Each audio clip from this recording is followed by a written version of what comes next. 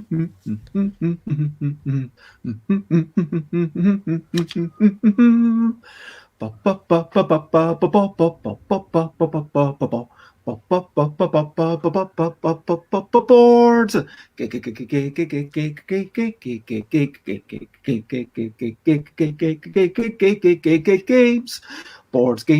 board games. It's what we're talking about in some manner. Board games.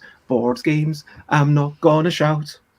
I am over here and I'm talking over here, and you'll see that lovely face who I'll be talking to. And that person's name is Matt. Matt runs a show called The Offline Gamer. And I don't know why it's named that, but maybe the name doesn't really matter. And we can briefly mention that we'll be talking about podcasting and also about the games we're playing. We'll be talking about mental health, maybe sharing a little bit about ourselves. We'll be talking about board games. Board games is what we're talking about. Board games whilst meeting Matt Warwick. I'm not going to shout. And hello! And this, oh, thank you. This is an episode 267 of Bezzy Beats and Board Game Blether. I am Bez. We are blethering tangentially about board games, and I am here with Matt Warwick.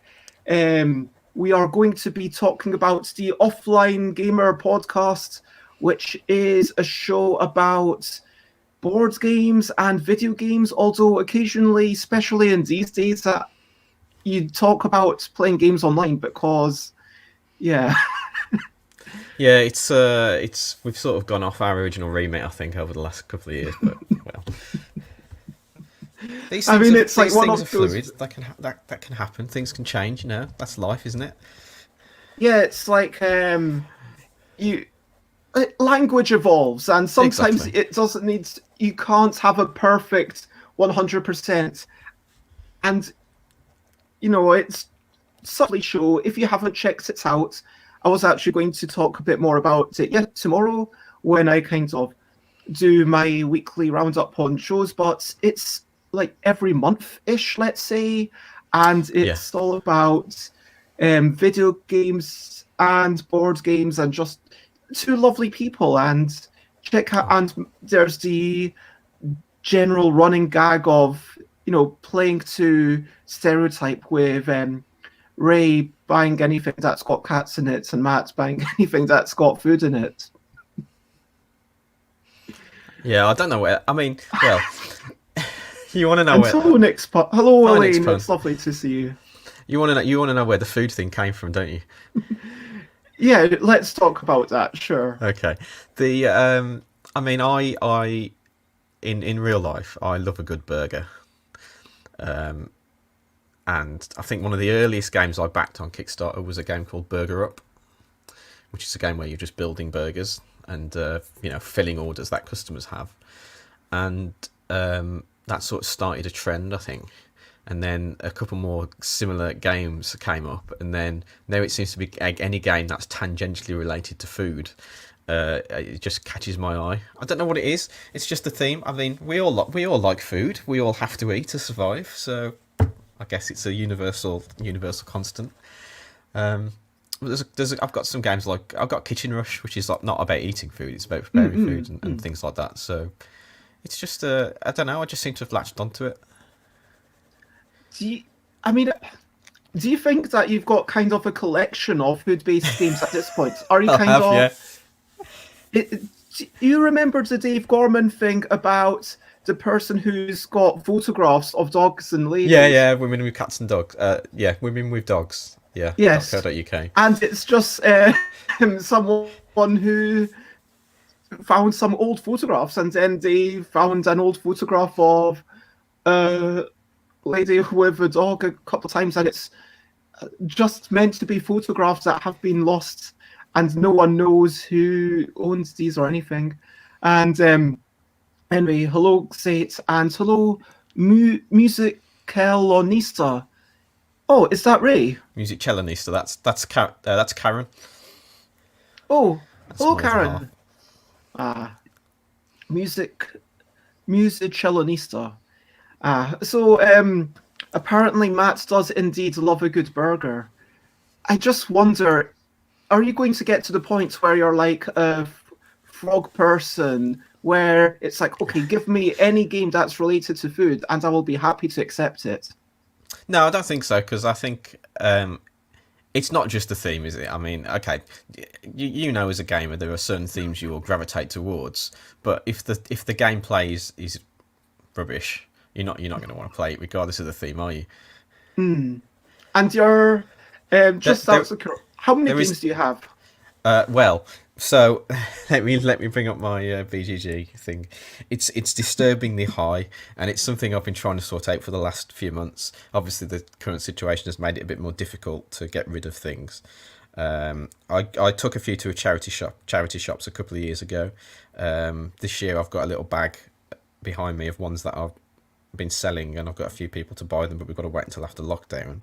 But Hmm. as at present, according to my BGG collection, well, hang on, how many is yours first? That won't make me feel so bad. Um, I think it's about 350. I think Okay, Chris that's counted them. that's all right then. So I don't feel quite so bad. 249. Okay. Most of them So are what I'm smaller though. hearing is that you So don't have the space to get all the bad food games out there. You just want the good food yeah, games. yeah, that's it. Okay. And hello again, Sates, who says, my friend Ken, is that Ken from Idol Michael's stream, has over 3,000 games. Yeah, I know a few people, especially those in America, like Steph Hodges has like thousands upon thousands, and yeah. Wow. So that is Demo Ken, who has 2 rooms in the house just to store those games. They I mean, I could rock. easily fill that up. I mean, the thing is though, it's like anything, isn't it? If you've got the space, you'll naturally it'll naturally expand to fill that. It's like well, it's like hard drives in computers. You're always like, oh yeah, I'll get this 4 terabyte hard drive. I'll never fill that up, and then you find stuff to put on it. Elaine says, why do people count their games? To which Sate says, well, if you list them on Yeah, BGG, yeah. it sums them up for you. I found that Can I do found the that. But BG. what happened was, I think about November or something, I was thinking about moving away. And so at that point, I got Chris to help me sort through all of them. And that's how I know I have about 350. And so, yeah. But this is Matt. You've got a taste of who Matt is. And we're going to talk about that and all these things down below. I'm going to put a whole bunch of things. So feel free to get your questionably quick questions ready. But in the meantime, we'll talk about recent highlights, living life and seeing the sights, recent highlights, playing games and other delights, recent highlights. So let's ask, what have you been enjoying recently and what has been good in your life? Anyone in chat, feel free to let us know. Matt, do you have something on your mind? Do I? I don't know. It's nothing board game related because obviously, for those who don't know, I'm a 40-year-old man who still lives with his parents. So there you go. And they don't play board games, so that's off the table. So it's mainly computer games. So I've been playing Cyberpunk, the big new release of the last few weeks, and enjoying the storyline. But it's probably the buggiest and least finished game I've ever seen. That sounds bad. Yeah, there's been a lot of. I don't know if you keep up on like stuff or you've seen it in the news, but there's been a lot of people complaining about it. There's been lawsuits. It got removed from the PlayStation Store, and they were giving refunds to people who bought it. It's been a bit of a rocky launch for the developers, but the storyline's good. But it's just there's lots of random things like. The one of the biggest things is the system of the police. You know this kind of game. It's like a sort of Grand Theft Auto type thing. You're running around the city. You'll shoot someone, and then the police come after you. But the police just appear out of nowhere, without actually like. So it's like you could be on the top of a building, snipe someone, and then there's a cop right behind you. He wasn't there 5 seconds ago. So it's just things like that. It's just like it's as if they had to rush, so they put all these half finished things in to get the game out the door. So Yeah, I mean, at least it's not game breaking. At least it's. yeah, I you mean, can. sure, it breaks the suspension of disbelief, Yeah, but at least it's not crashing the game. well, exactly. I can't believe that's a highlight. That shows you what the last few months have been like. Playing this buggy game, man.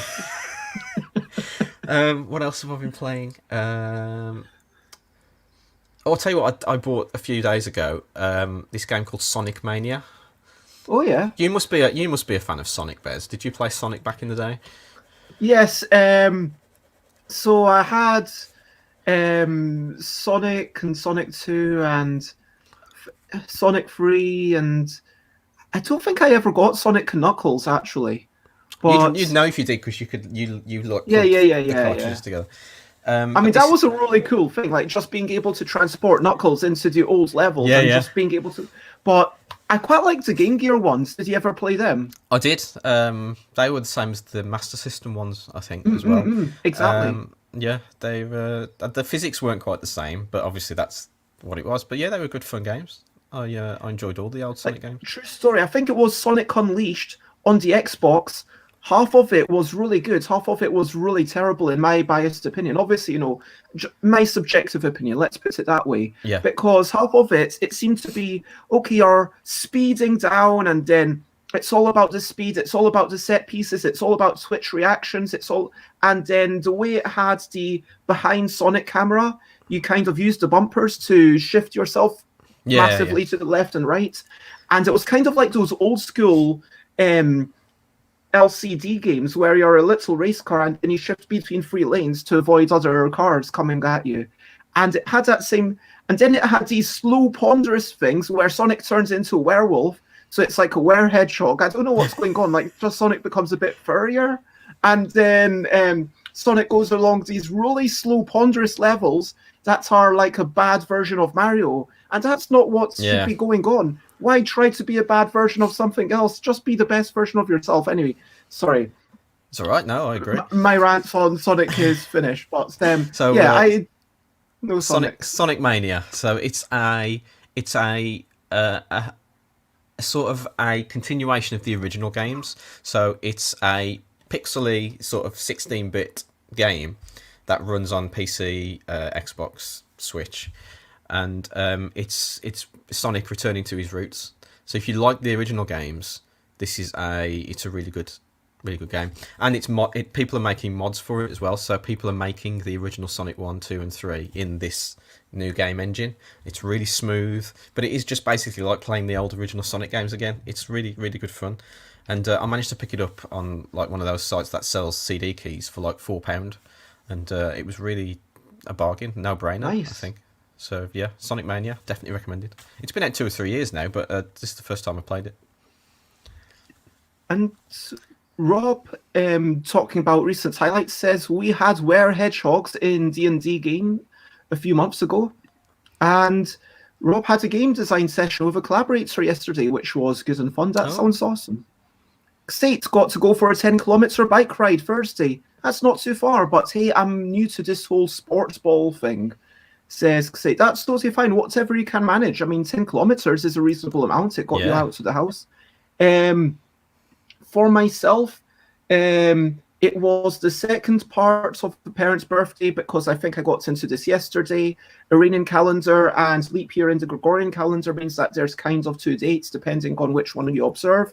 And so, yeah, we got together, we sliced the cake. I have Friday and Thursday, in terms of what we ate together, I did break my no sugar diet just for those 2 days, because parents' birthday, you're going to do something special, and so you don't want to be like, oh, I'm not going to have any of these foods. But yeah, that was nice, sitting down, having a meal together, playing a few more hands of Rummy. Even though it's far from my favorite game, it's incredibly luck-based and lacking in agency, is my opinion. But it was nice. It was nice to spend that time together. And that is pretty much it for recent highlights. Oh, um, I said that had mentioned this book, The Gamer's Brain. I've been reading this, and it's talking about motivations and intrinsic motivations, and that's one thing that for me was really interesting, talking about how intrinsic motivations, if you give people extrinsic motivation, like pay them, then that can, it's the old thing about, oh, when your hobby becomes your work, you Mm. lose sight of the fun. And like little graphs for Skinner box type things.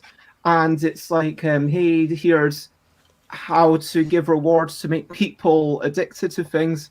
But it is very, and here's implicit things it suggests to, I've written wee notes. So it's power, achievements, and affiliation are the three main drives it suggests for.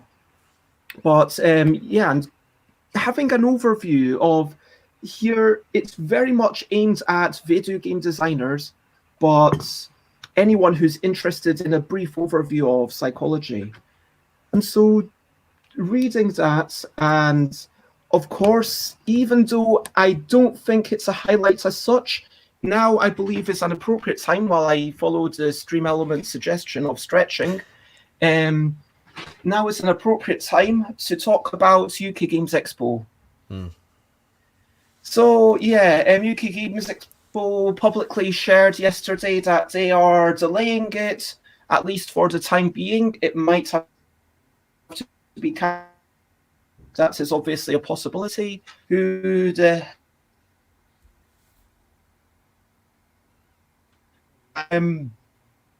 so yeah.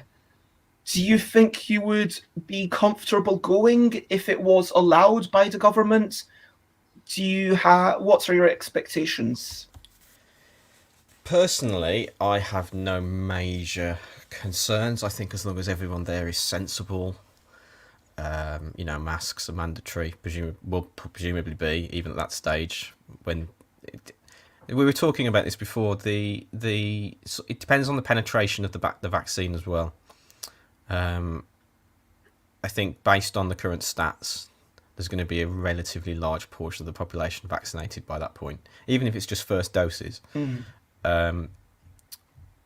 I have no major issues, and if they have to do a socially distanced event, which may be the more likely outcome, with wider gaps between the stalls and less people going, I don't know what that will mean for me as a member of the press, whether they'll be restricting the number of people who can go.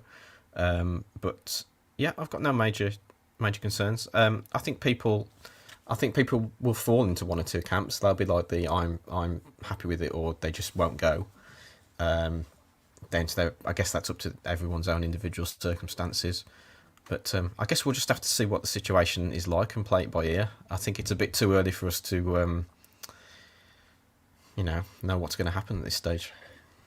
Yeah, that's the thing. And I really appreciated Tony's words in the video. I watched through that. I don't think it'll give you any more information. It's better to just read the text for the information, and that's going to be easier to keep up to date.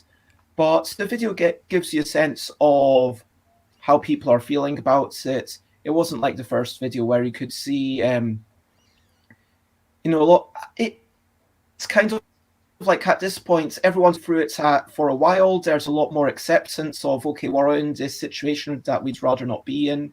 And maybe there's not the same approach of shedding of tears, if you know what I mean.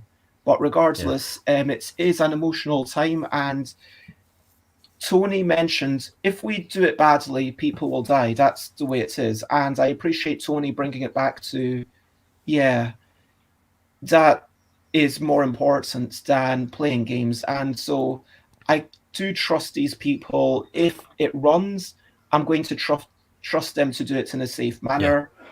And as an exhibitor, I'm not going to make any plans. I expect that it will not run. That is my assumption. But frankly, if it runs, I would want to be there. And I'm just going to keep the same size of thing and just be like, yeah, maybe do some roll and writes, work out which games people can play without sharing components, and given it's almost crossed that bridge when it comes to it, because frankly, I don't have the energy to do much beyond the next Yeah. couple of weeks.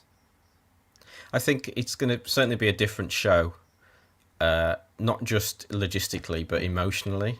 It will feel very different to a lot of people. I mean, we've both made a lot of friends at the expos over the years. Mm-hmm.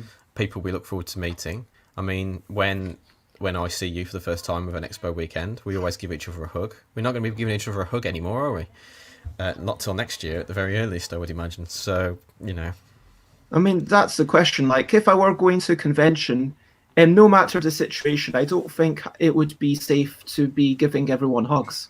yeah, Like, even if it's not properly socially distanced, I think that is a thing where, you know, sure, if you were to do it with a few people over a weekend, like if things were different, like if half the population's vaccinated, then I could sort of see a case to say, you know what, you're allowed to see maybe 10 people and have physical contact with 10 people a week, and that's okay. And then you can go out dancing, and maybe we could go to partner dancing, but you've got to sort of sign some forms. I don't know, maybe it's like the number of people that you dance with. I don't know how it would work. But if you're, in a typical convention, I am a tactile person. I would be hugging lots of people or giving high fives to people. And yeah. in honestly, it might be like hundreds of people in a single day. And that's just not appropriate in this year. And yeah, There'll be lots of this going on, won't there? yeah. Sate mentions the same weekend as Berlin Con, assuming that's either happens. Idol Michael mentioned it's Nuremberg, Nuremberg UK Games Expo, Gen Con, and yep, we don't know if any of that will happen. I would definitely want to go to Nuremberg if it's happening, because for business, that's honestly the way that I'm going to be able to best pitch games. That's just reality. And hello, Dakota. It's lovely Hi, to Dakota. have you. We're just talking about UK Games Expo, which has been delayed until 1st of August. Of course, that's pending whether it even happens or not. And then we're going to chat about Matt and all sorts of things. And Elaine mentioned the elbow foot greeting. Yeah. So this is a thing. So basically it's right elbow, right ankle, left ankle.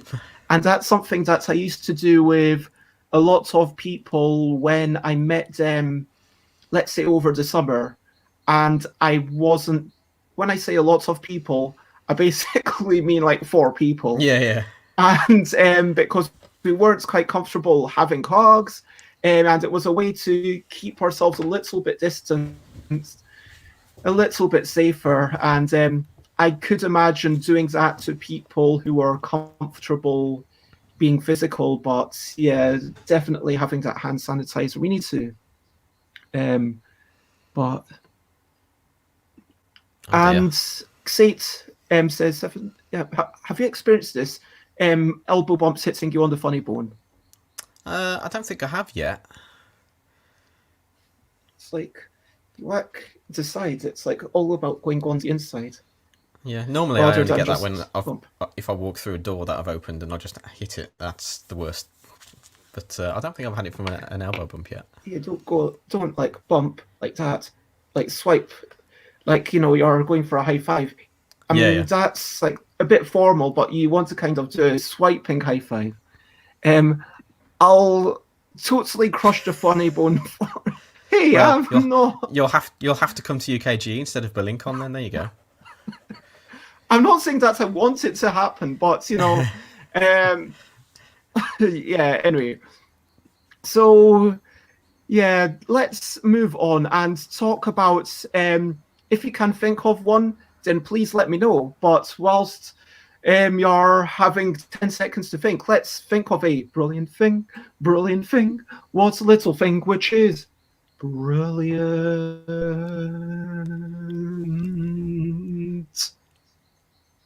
What's a little thing which is brilliant? I don't know if it's little. I was thinking a lot about this last night. Um,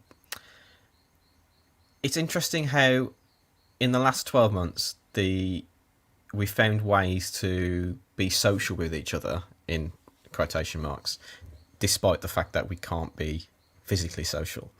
So my brilliant thing is just things like this video Oh. chat, way we can have a bit of human interaction in these troubled times. I think Mm. has done a lot of people good. You know, it's not perfect. I think we all know that, Mm-mm. but any kind of way that you can have a little bit of human contact, despite the fact that you can't have real human contact, I think is amazing, and that's the world we live in. But I think the last 12 months has shown us that that is a thing that works and it's good for a lot of people. So that's my brilliant thing. So, like telecommunications and that Yeah, ability to, I mean, yeah, it is such a brilliant thing, and it bears reminding. And hello, Nicholas, it's lovely to see you. And Nicholas chimes in to say live streams are brilliant. Oh, thank you very much. yeah. Bez live And streams are the best. oh, The best. but yeah, would you count letter writing and parcel sending as part of this? That's an interesting question. I don't know, because I think one of the things that we need is instant feedback, and you don't Mm, get that with a letter or an email necessarily, but with a phone call or a video chat, you do. And I think that, you know, we've always had the ability to write. Well, I say always, you know what I mean, since there's been a post office. Um, no, I think my gut feeling is that it's not the same, and I don't think it would give us the same emotional satisfaction. I had a pen pal when I was younger, and I never really felt that attached to him. Do you know what I mean? mm. But something like this is much more. Oh, what's the word? I don't know. Real? Yeah. Even though it's not really. I mean, I can't touch you. I mean, I wouldn't be able to in real life anyway at Like the we moment. could But do a virtual high yeah, we could five. do it. Well, Like, yeah, there we go. shum, shum, Chum. shum. But yeah, there's a certain, you know, there's something to be said for the instant feedback, and I can see the reaction on your face, you know, so I can tell if you've appreciated what I've said or not. So, Yeah, I dig it. And look, you won't hear any disagreement from me because this for me is just a lot easier. It's easier to speak and it's easier to have this off the cuff conversation rather than having to type it all out or having to have, okay, like a tightly scripted thing. Okay, I love 3 minute board games for what Jay does. And as a viewer, I love that. But the actual crafting and creating of that is so time consuming. I mean, I could do a 2 hour review of a board game, excluding the playing of it, in about 2 hours. Just live stream it, and I don't need to edit it or anything. yeah, And then, but if you want to do a 3 minute thing, the way that Jay does it with all the stop motion and everything, that's going to take you the better part of a day, is my understanding. And there's so much work that goes into that, and I really appreciate it. And for sure, then you can have maybe the YouTube comments and someone says something and you're like, okay, someone said something that should I delete that YouTube comment? Are they making an off? Is that a racist joke or are they actually okay? And sometimes I'll leave it, sometimes I delete it, and um, yeah, but sometimes you get lovely comments from someone who says, "Oh, I watched this and it's really enjoyed this whole thing, and especially liked what you said about Jane Austen." And oh, lovely, someone's kind of appreciated it and taken it in, and it's not the same, is it? it's not. But I know what you mean about the YouTube. I mean, I get the odd one on our videos because they don't get many views. But it's nice when someone writes a comment to say, "Oh, I bought this game because of what you said," or because I liked what I saw from your video. You know, so it makes you realise that you're not wasting your time completely. Mm-mm. Yeah, and if I can just catch up with the chat a wee bit, So Xate says, I am more antisocial distanced. Um, all you need is Bez. Wow, that's a reference to the time when I was asked, because people get me to do special tasks, I did All You Need Is Love by the Beatles, but replacing love with Bez. Xate says, she is that friend no one invited to the party, but who still shows up. So much easier to get into all the online parties. It's been interesting to see how people choose to cope or not in some cases. And yeah, people do have lots of different coping strategies. Some, like I myself, use this as my coping mechanism, just streaming, having conversations, and furthering that connection. Xate says, the physical cards and packages do make me feel closer to the people that sent them, though. A few digital friends have sent things, and they have become the ones I am closest to. Makes the connection more real somehow. You aren't a bot. I got your Christmas card. And it kind of makes it go from the digital realm into the physical realm. Yeah. And so maybe, yeah, there's definitely some. I can see that.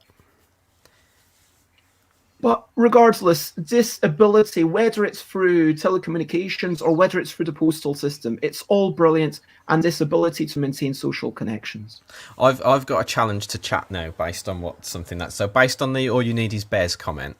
I think chat should try and come up with any like songs or TV shows or books that are improved by the replacement of one word with the word Bez. Let's see what they can come up with. Oh my gosh. Okay. And Xate does say that gifts are her love language, so Xate, it's obviously subjective. But let's move on. Whilst chat is thinking of titles, if you want to do that, and if you're watching this after the facts, if you're watching it on YouTube or Facebook, and this is already finished the live stream, feel free to put it into chat, and I'll send forth the best ones to Matt. So Matt I'm not sorry, Bez, by the way. I'm not sorry.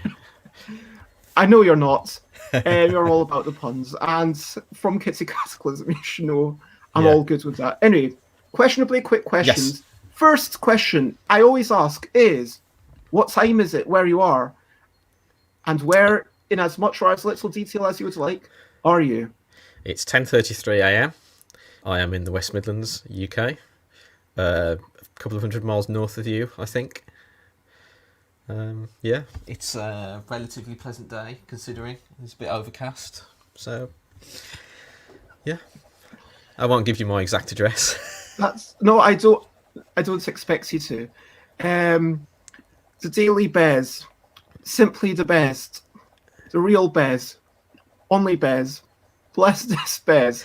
And hello, CD. Matt has challenged people in chats to find titles of things that are, according to your subjective taste, improved by the word Bez. A Million Little Saturday Night Bez, The Bez of Dibley, Bez or Flop, Bezless, Bez Anatomy. Okay, and Strictly Bez Dancing. That could actually be a show. Yeah. I would do that show. If people want to see a show of Strictly Bez Dancing, then let me know and we can make it happen one day. I've heard this game like Just Dance. But questionably quick questions. I'm going to ask you things in the absence of other people asking you things. So, Matt, what's your first memory? My earliest memory is me. So, when you're little, you have those walker things, the circular things that you're in the middle of with wheels on that you use to help you walk around as a baby. I have a memory of being at the top of. So this was in our old house.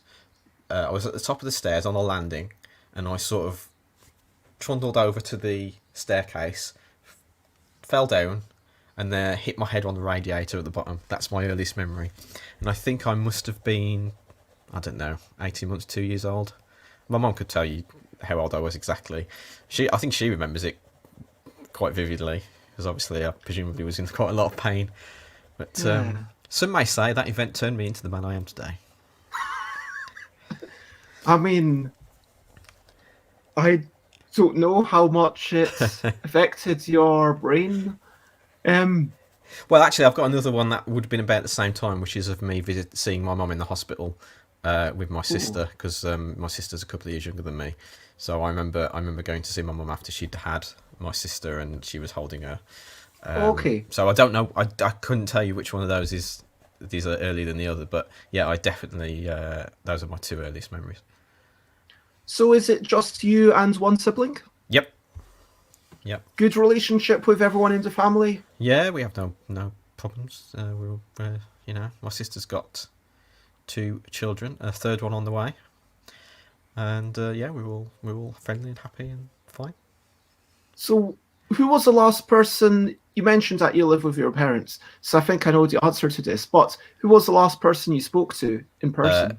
Like literally before we started this, my mum just walked in the room and started chatting to me, and I was like, I told you I've got something to do this morning. She does do that. She's got no concept of personal space, my mother.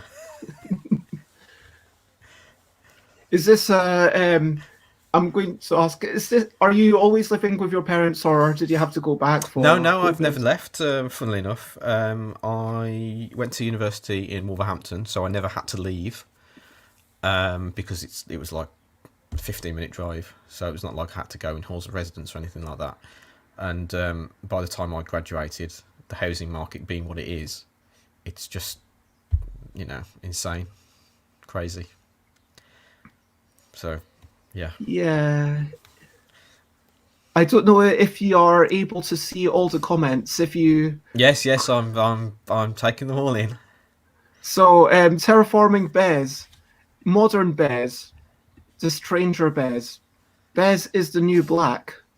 Terraforming Pie. Oh, that's a callback and a half. And the Bez ones, Bob's Bez, the great British Bez off into the Bezlands. Britain's got Bez. That is actually true. Bez has got talent. So thank you very much. Oh. The Bez Factor, the Bez and High Castle, Bez for Nothing, Mitchell and Bez, Marvelous Mrs. Bez, Cobra Bez, soon may the Weller Bez come. Yeah. What have I done? And well, podcasts or books? That's what I'm going to ask you. I know you've not. I don't believe you've written a book. I have not written a book. But as a consumer, as a reader or a listener, a few years ago, I'd have said books, but now I say podcasts. I listen to a lot more podcasts than I read books. I just find it easy to just lie back and see. Podcasts are less effort. You don't have to hold your hands up. You just sit there and listen. That's how lazy I am. So podcasts we're going with. Audio books. Nick's pun has said audio books. Yeah, it's a very similar thing. I've got a lot of. I listen to quite a few of the big Finish Doctor Who stories when I remember to listen to them. So I enjoy those as well. Sorry, Lost in Bez, Carnival Bez, Eats, Drink Bez, Bez Trick, Eats, Shoots and Bez, and my favourite so far is What Bez Does in the Shadows. I mean, that sounds... Okay. Crocs or Vibrams? I don't know what a Vibram is. Neither do I. Do you wear Crocs? No. So I guess the answer is neither. It must be. Talking about podcasts, do you listen to many board game podcasts? Only the Dice Tower. I've tried a few.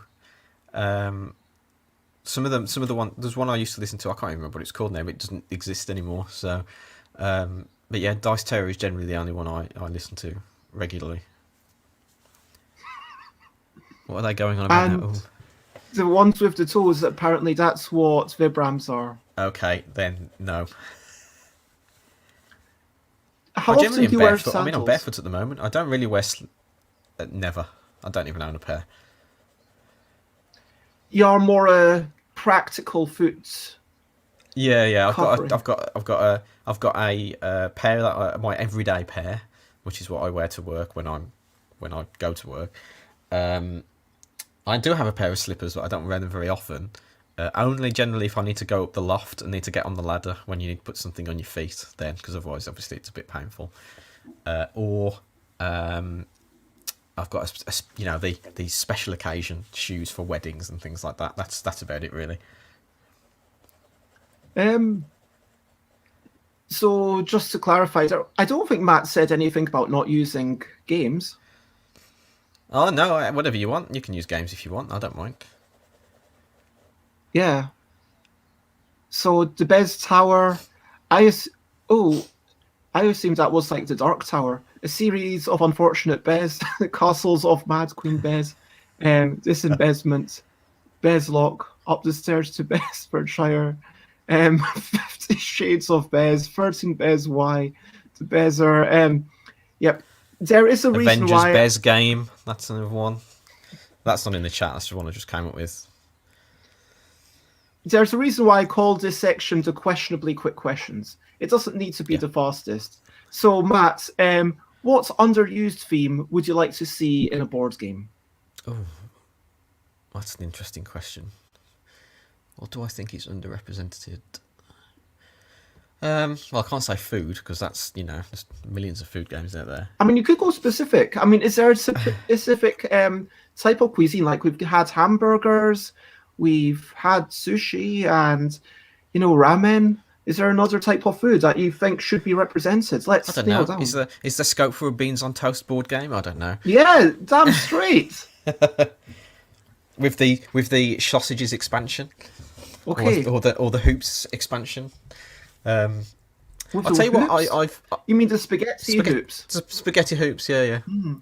yeah. Beans on toast, and then you can choose but you can have different ones. Okay, here's an interesting question. Well, it's not an interesting question, but beans on toast. Do you butter the bread or not? The toast. I Even, not the personally bread. don't. No, I don't either. But a lot of people, I used to, and then I stopped doing it because I figured it's a little bit healthier, and there's no need because the tomato sauce moistens the toast anyway. But when I tell people I don't butter my bread and beans on toast, they just give me a funny look. I tend to not butter toast in general. I mean, if I'm making a sandwich, I want something else that's going to give it Yeah, yeah. moisture. Like slice some tomatoes, get some tomatoes on there, and then tomatoes are the first layer. Get that next to the bread so that the tomato moistens the bread, and then get the lettuce on top, maybe cheese on top, and then on the other side, rather than butter, I'm more likely to use a very thin bit of mayo. But these days, because mayo has like a bit of sugar, and I'm allowing myself the sugar in bread, but Yeah. not the sugar in other stuff.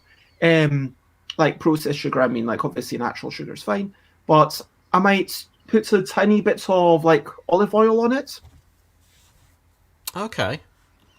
Yeah, like Interesting. extra virgin olive oil. Just like toast your bread, put a bit of olive oil on it.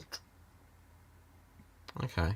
I'll tell you what's a theme. My brain's just going away. There's a theme that I've seen a couple of games of in the last couple of years, but I think it's an interesting idea. And I've talked about this on the podcast, so you've probably heard this. But the idea of mundane things in a fantasy setting.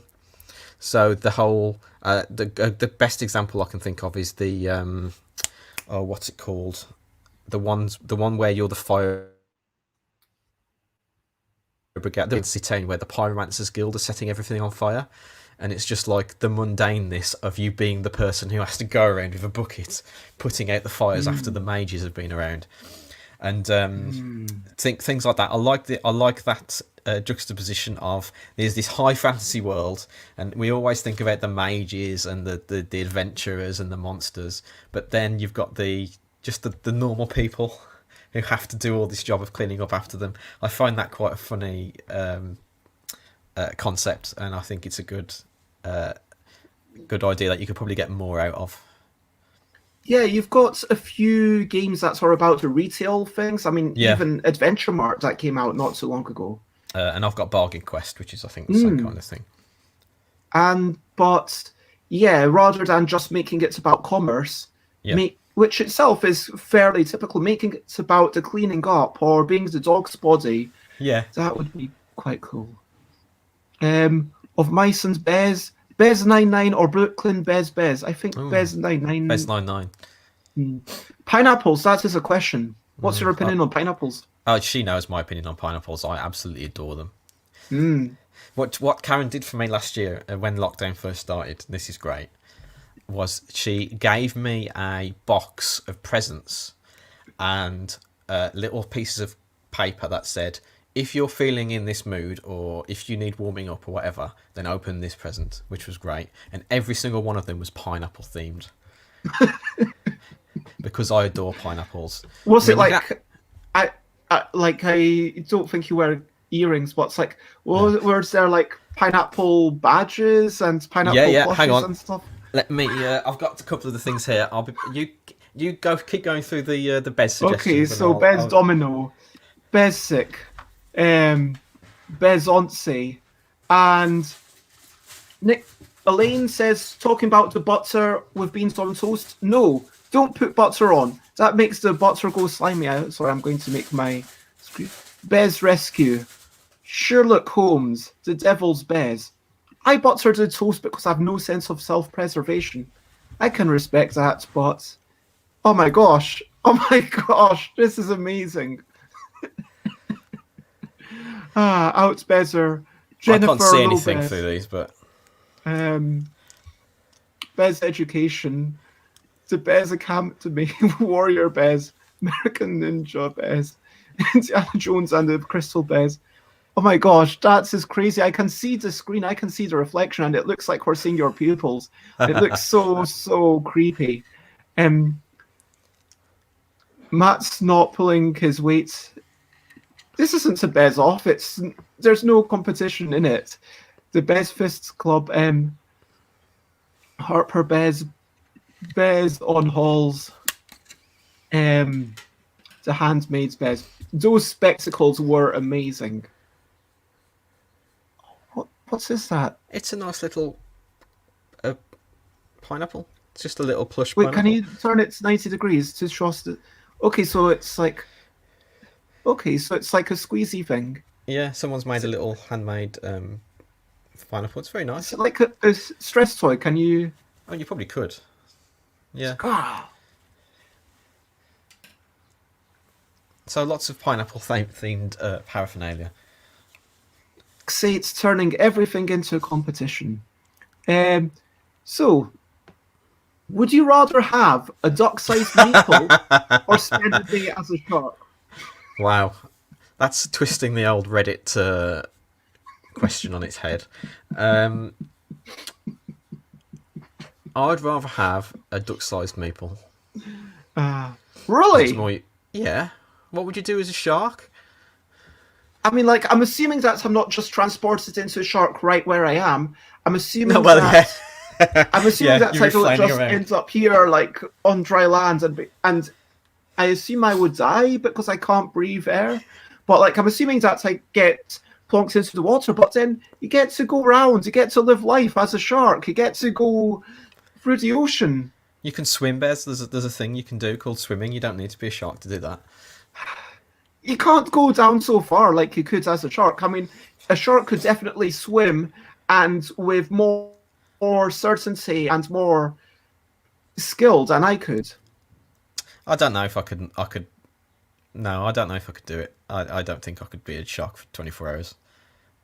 I'd be a very timid shark if I was. The other question: would you rather have a meatball-sized duck, or would you rather spend a day as a pigeon?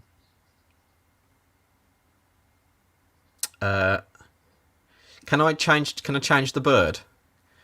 Can it be a seagull instead of a pigeon? Oh, because Karen doesn't like seagulls, so I could just terrorise Karen for 24 hours. Wow, that's pretty harsh. A seagull once stole her chips, so she doesn't like them.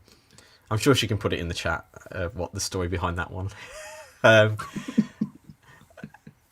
The as a pigeon. Oh, I don't know. Again, it's. I can't think what I would do other than just fly around. And if you want a day of just doing nothing, you can do that as a human. You So I can don't fly know. around. You could see the places from up high. Wouldn't you enjoy that? Well, maybe. I can't even remember the last time I got in a plane.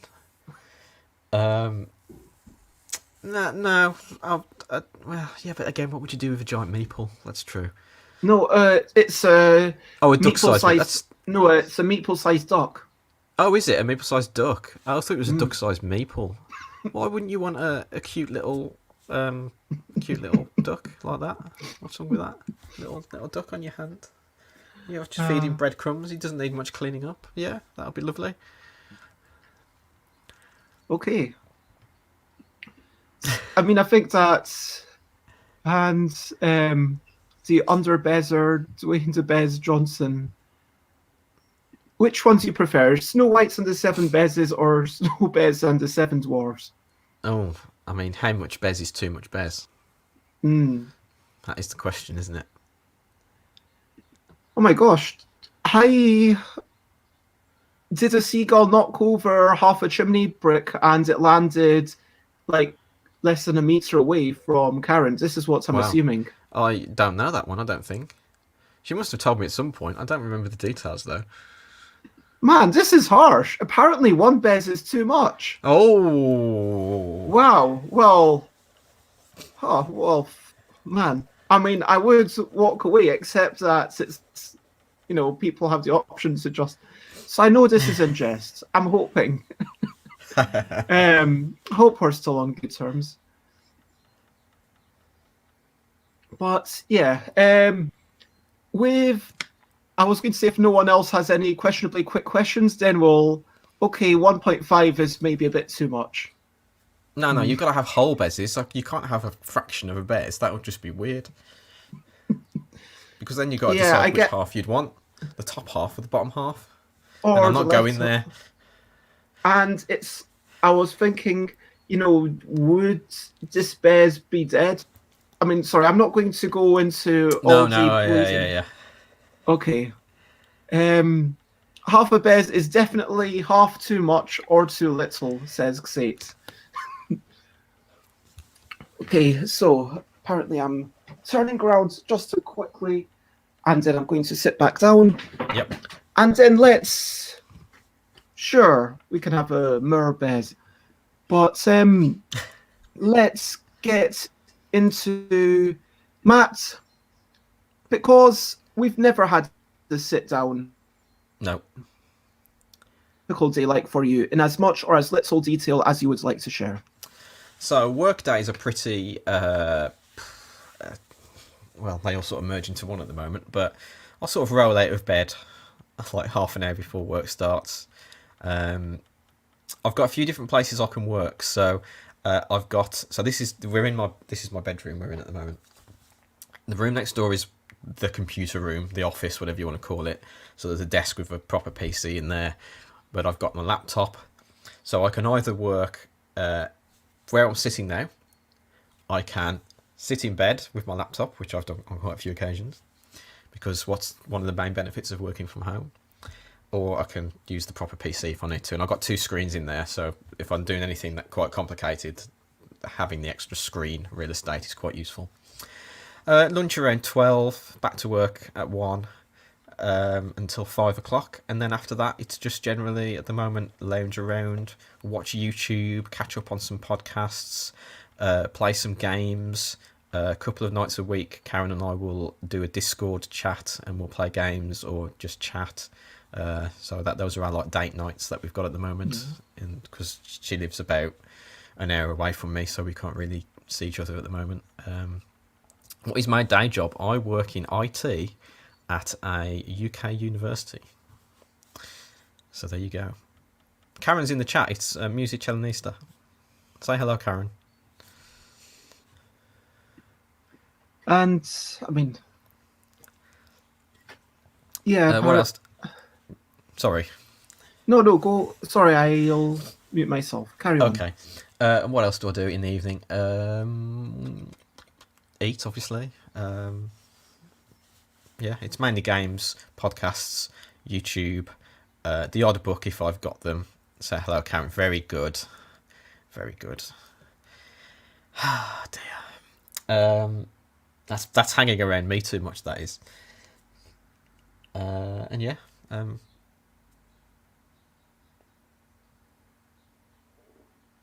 that's about it. And every weekend, if it's on, I'll watch the Formula One because I'm a big Formula One fan. But other than that, I don't watch any other sports or anything. So, yeah. Formula One's an interesting one because it's really long and some might say slow, ironically. I mean, the cars are going really fast, Yeah. but Well, the race is only generally an hour and a half, so it's no longer than a football match.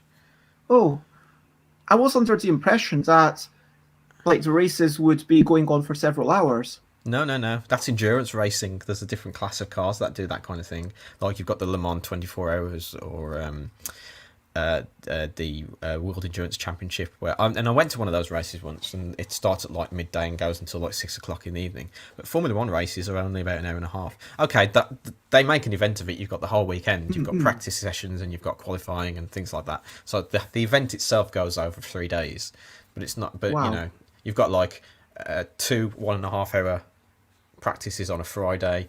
You've got a 1 hour practice on a Saturday morning, an hour of qualifying, and then an hour and a half the race. So it's not like it's 3-4 days. But if you ever went to an event, there's it's not just Formula One. You have Formula 2 and Formula 3, Porsche racing. So there's always something going on the track. So if you're there for a 3-day event, there's always something going on. You know, so it's not just that. I'm going to ask one last question inspired by this chat.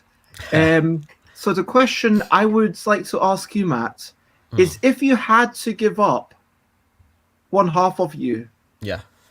which half of it would it be, and what would you transform the other half into? So the bottom half, easy, because the top half is what makes you who you are, as far as I'm concerned.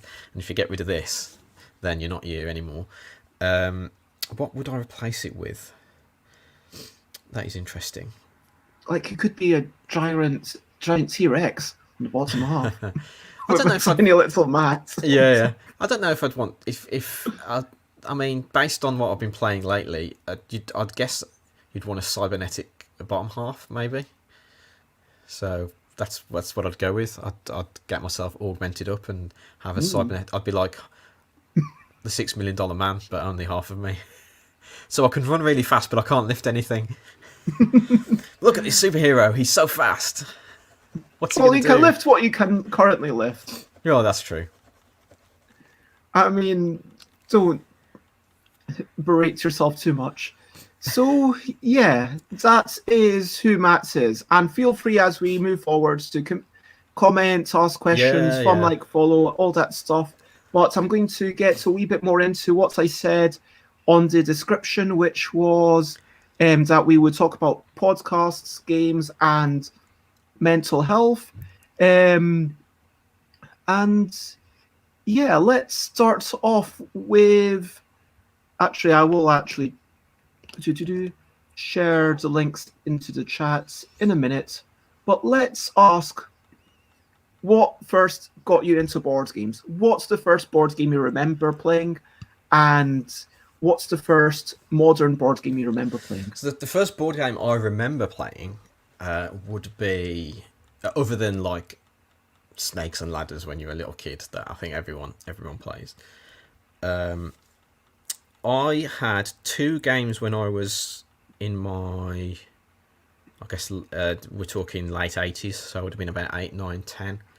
I had Hero Quest, but we never really played that because I don't know if I was a bit too young, really, and it was just me and my dad tried to play it once, and having just 2 players, one person playing as the wizard and another person playing the characters didn't really work very well. So there was that, but I also had Key to the Kingdom. Do you know Key to the Kingdom? I'm not super familiar with it. It's got a Could you remind me board of it? that sort of opens up, and there's like a whirlpool in the middle of it. Oh And if one of yeah. your characters gets to the whirlpool, everyone else has got to get there, and then the board opens up, and anyone who doesn't get to the Yes. whirlpool in time gets thrown off the board. So that was one of the earliest games I remember playing, because I had some friends, and we would be able to play that because it was sort of a good sort of weight for our age. But then Hero Quest. So I had an Atari ST computer when I was growing up, and we had Hero Quest on that. So I played that a lot because obviously the computer did all of the wizard moves. So you just had to control the characters, and it did it all for you. So I really enjoyed the PC version, the Atari version of Hero Quest. So those are my earliest memories of playing games.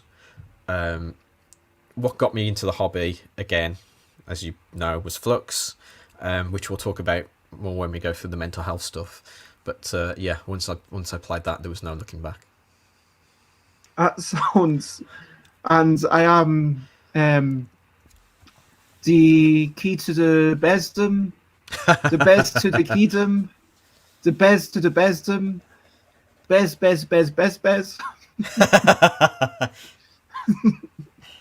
And yeah, people are just carrying on with all these things. I'm not even going to read them all out, but Yeah, and I am slightly confused by why Kota put her head on a bear. that's because of the which half would you like to get rid of question.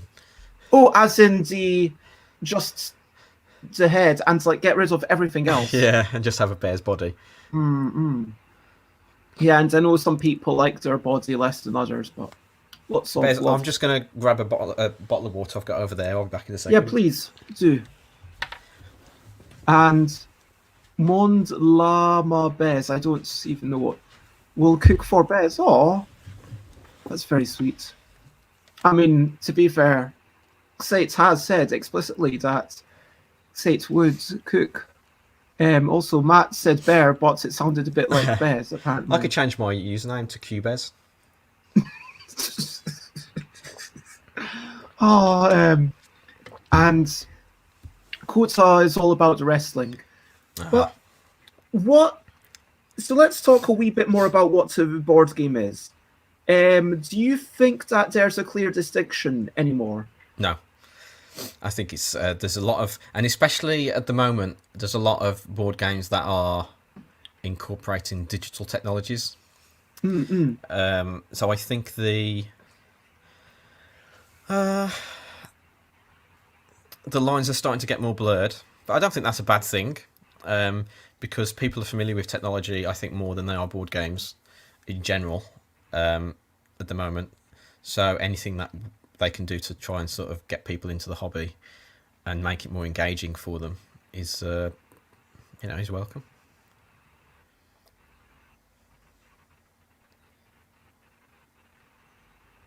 Yeah, I mean, do you think that there's anything essential to a board game? I mean, one thing about board games is that it's the humans that enforce the rules, except that you can go on Board Game Arena where it's all enforced for Yeah, you. And then another thing might be that humans know all the rules because you have to enforce them, and that's a byproduct of that, which makes it quite interesting. But even before you had that, you had, Magic the Gathering, which arguably subverts it. But if you've got the cards you've never seen, this one card could totally, yeah, some cards can totally change the win states of the game, and suddenly someone's winning for having a card of every color or whatever. And do you like with you've got time-based video games, which we might have thought, okay, that's a bit difficult to do in a board game, but then Kitchen Rush, as you mentioned, sound timers have managed to become more of a thing more and more. So do you think it's just a wide, blurry gulf that with no clearly defined banks? I think it is. I mean, if you look at big games like Civilization and things like that, they obviously have their roots in the board games of the 70s, 80s, the big expansive games. So yeah, I think there's I don't think, and I think there's a stigma to board games that it's in some circles still seen as the nerdy alternative to video games. But you got to remember, 10, 15 years ago, that's how people saw video games. So I don't know, Bez. I Do you don't not know. think that there is still kind of a bit of a stigma about gaming in general, whether it's video games or role playing or board games? I mean, I think it's one of those things that will shift as generations come through. So you'll find that as the people who were sort of our age 20 years ago, when we were at school playing games or whatever, and they would take the mickey out of us, and then as everyone gets older, the next generation before them, it saw a little bit more after them, after us, it saw a bit more acceptance, and then so on and so on. So I think that's just the natural evolution of how things work. The younger generations gradually accept it more and more and more, by the time, 20, 30 years from now, it'll be completely normal. I mean, I'm not going to say that video games are the most amazing thing in general, and everyone should go out and play loads, because Yeah. everything in moderation for sure. But it's ultimately how much, and I guess it kind of does bring us a little bit into the realms of talking about mental health and personal responsibility. At what point do you think this is too much and it's no longer becoming healthy, but it's actually starting to damage my ability to do other things, and it's potentially getting in the way of relationships? How do you... That's a difficult thing, because that's not just gaming, is it? There's lots of things in life that can cause that sort of issue. And by CD, I mean, if you've got to look to know, you've got to know that people can go that far if there aren't safeguards in place. I mean, you look at the things that happen in like Korea, with that happened in the last 10 years or so, where people used to sit in gaming cafes playing games, video games, and then they'd starve to death because they would just sit there and never move and things like that. So, but I don't know how you deal with that. I mean, obviously people need friends and family to look out for them to see if that kind of thing is going to happen. Obviously, if someone doesn't have that safety net, it's going to be a lot more difficult. But I honestly don't have an answer for that. I mean, you can have like a wee reminder on a game, or like here I've got it's on Stream Elements, like every 37 minutes, whatever, it pops up a thing saying, hey, just to remind me to get up out of the chair, to stand up for a brief moment, and maybe I stay standing for a bit, maybe I just stand up and sit back down.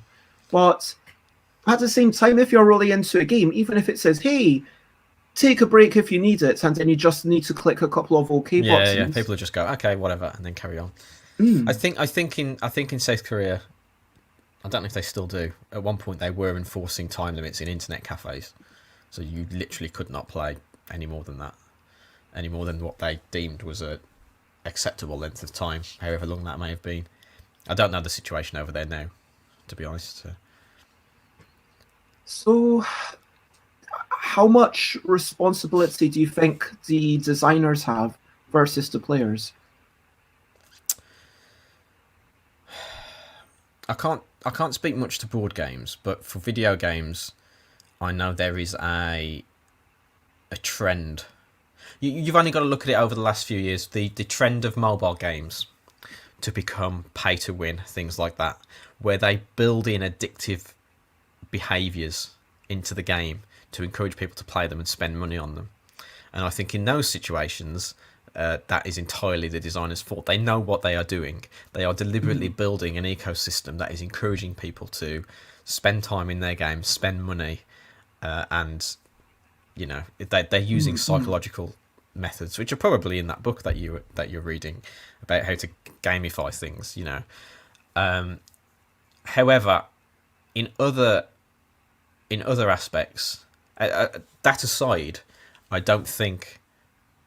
I mean, okay, the job of every designer is to make a game that people want to play. That is that as someone who makes board games, you want people to play your games.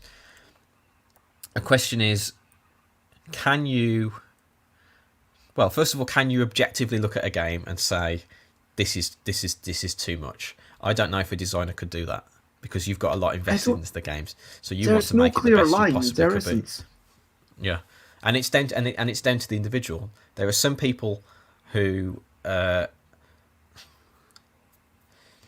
don't want to say have psychological issues. Let's say that put it as vague as that, who are liable to take things too far, but that's not down to you, and that's also not necessarily a game isn't the thing that could do that. Anything in life could do that to someone.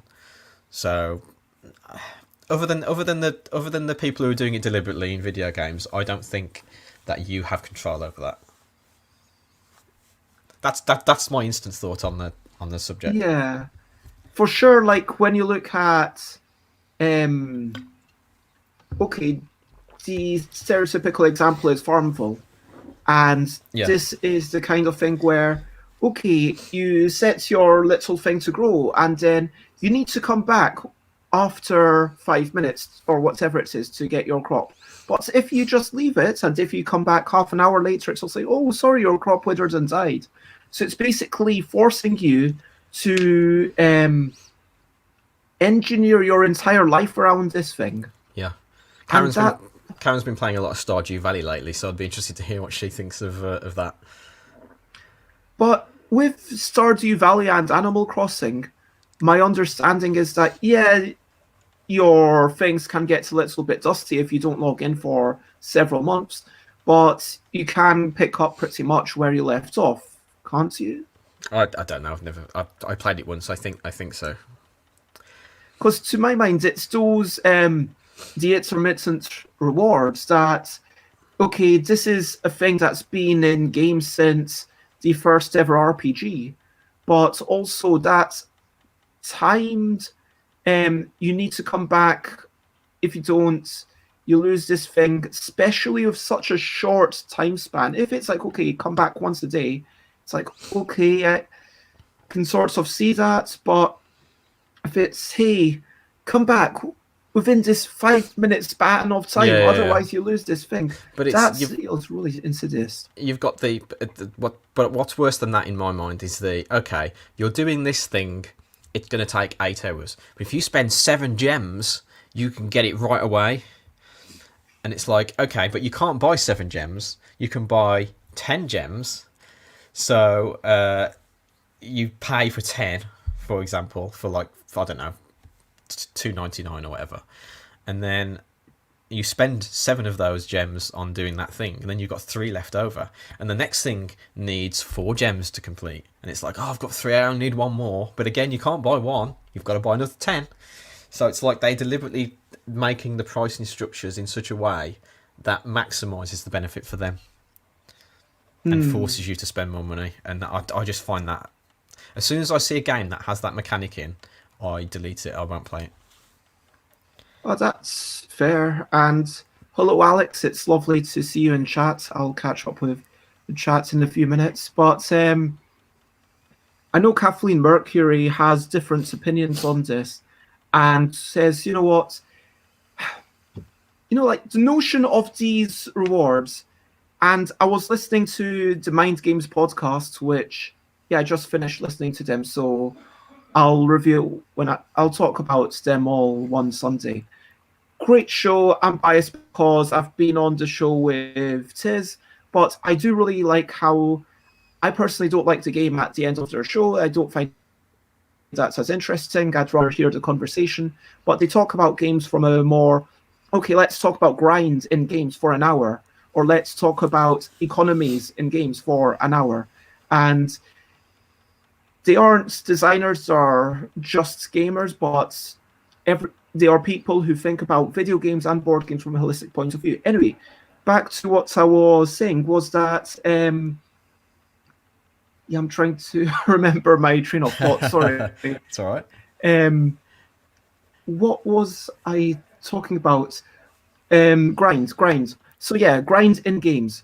We've got grind in games where people do something for the purpose of doing it over and over, and eventually you level up. Maybe it's an RPG, maybe it's Final Fantasy, maybe it's whatever. You just do this thing over and over. I actually grinded in Super Mario Land, I want to say.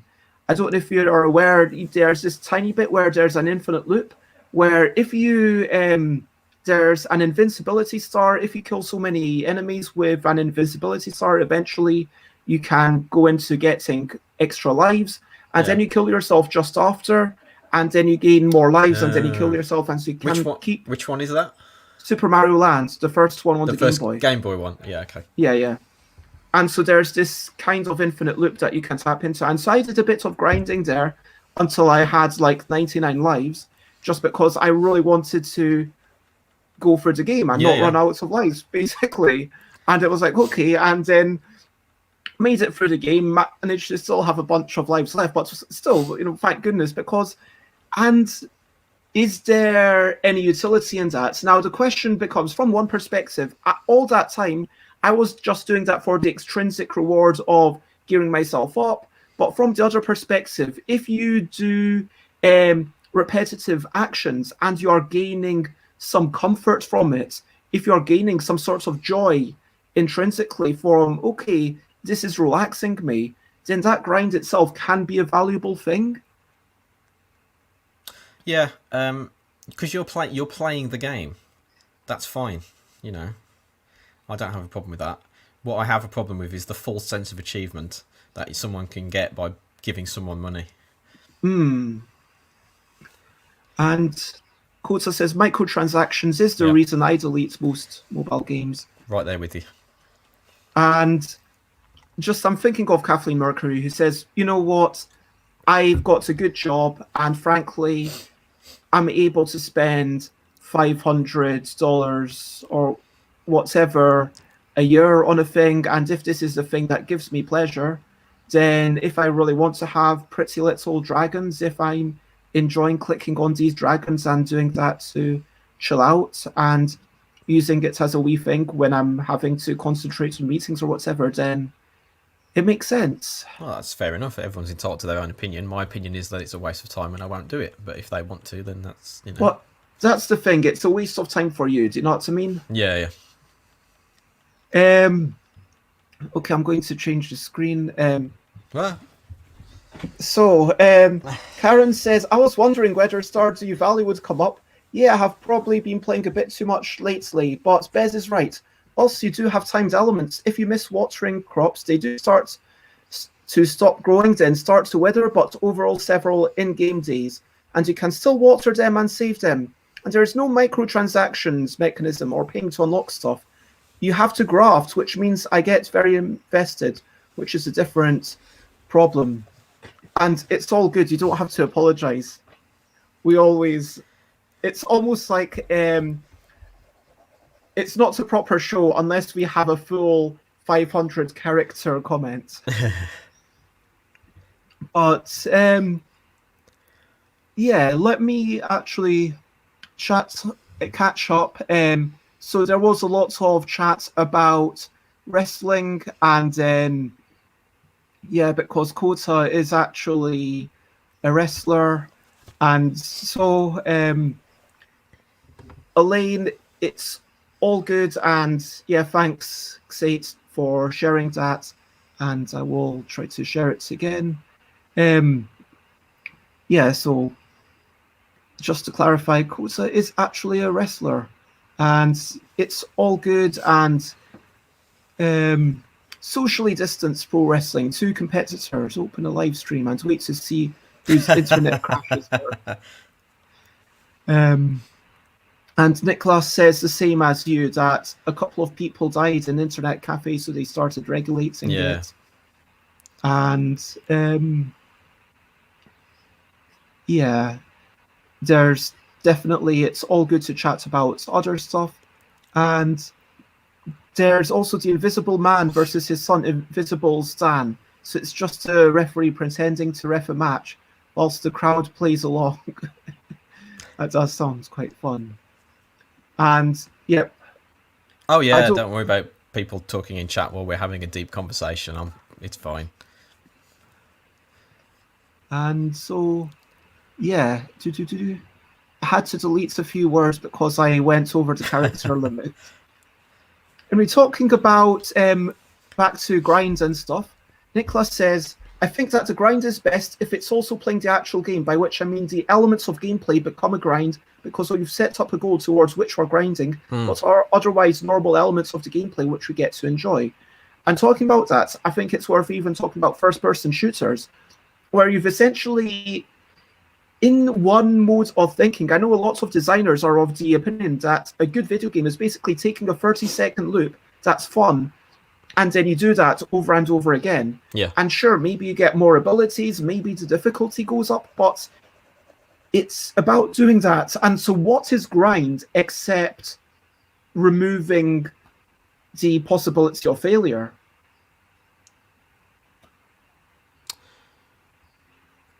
I see what I don't know how to respond to that. I mean, all I can talk about is my own experiences, I guess. I actually prefer games that are more story driven than generally. I mean, I do enjoy RPGs. Well, RPGs are story driven. I've completely lost the plot, Bez. I don't know what I'm saying. No, it's all good. It's all good. Just chatting about, like, I mean, I guess just pondering about grinds and whether it's a bad thing, and if there is anything such as an objectively bad or immoral game. I don't know. I played World of Warcraft for a while, probably 5 or 6 years. Did a lot of grinding in that. You may look back at it now and think it was a complete waste of time because I've got nothing to show for it.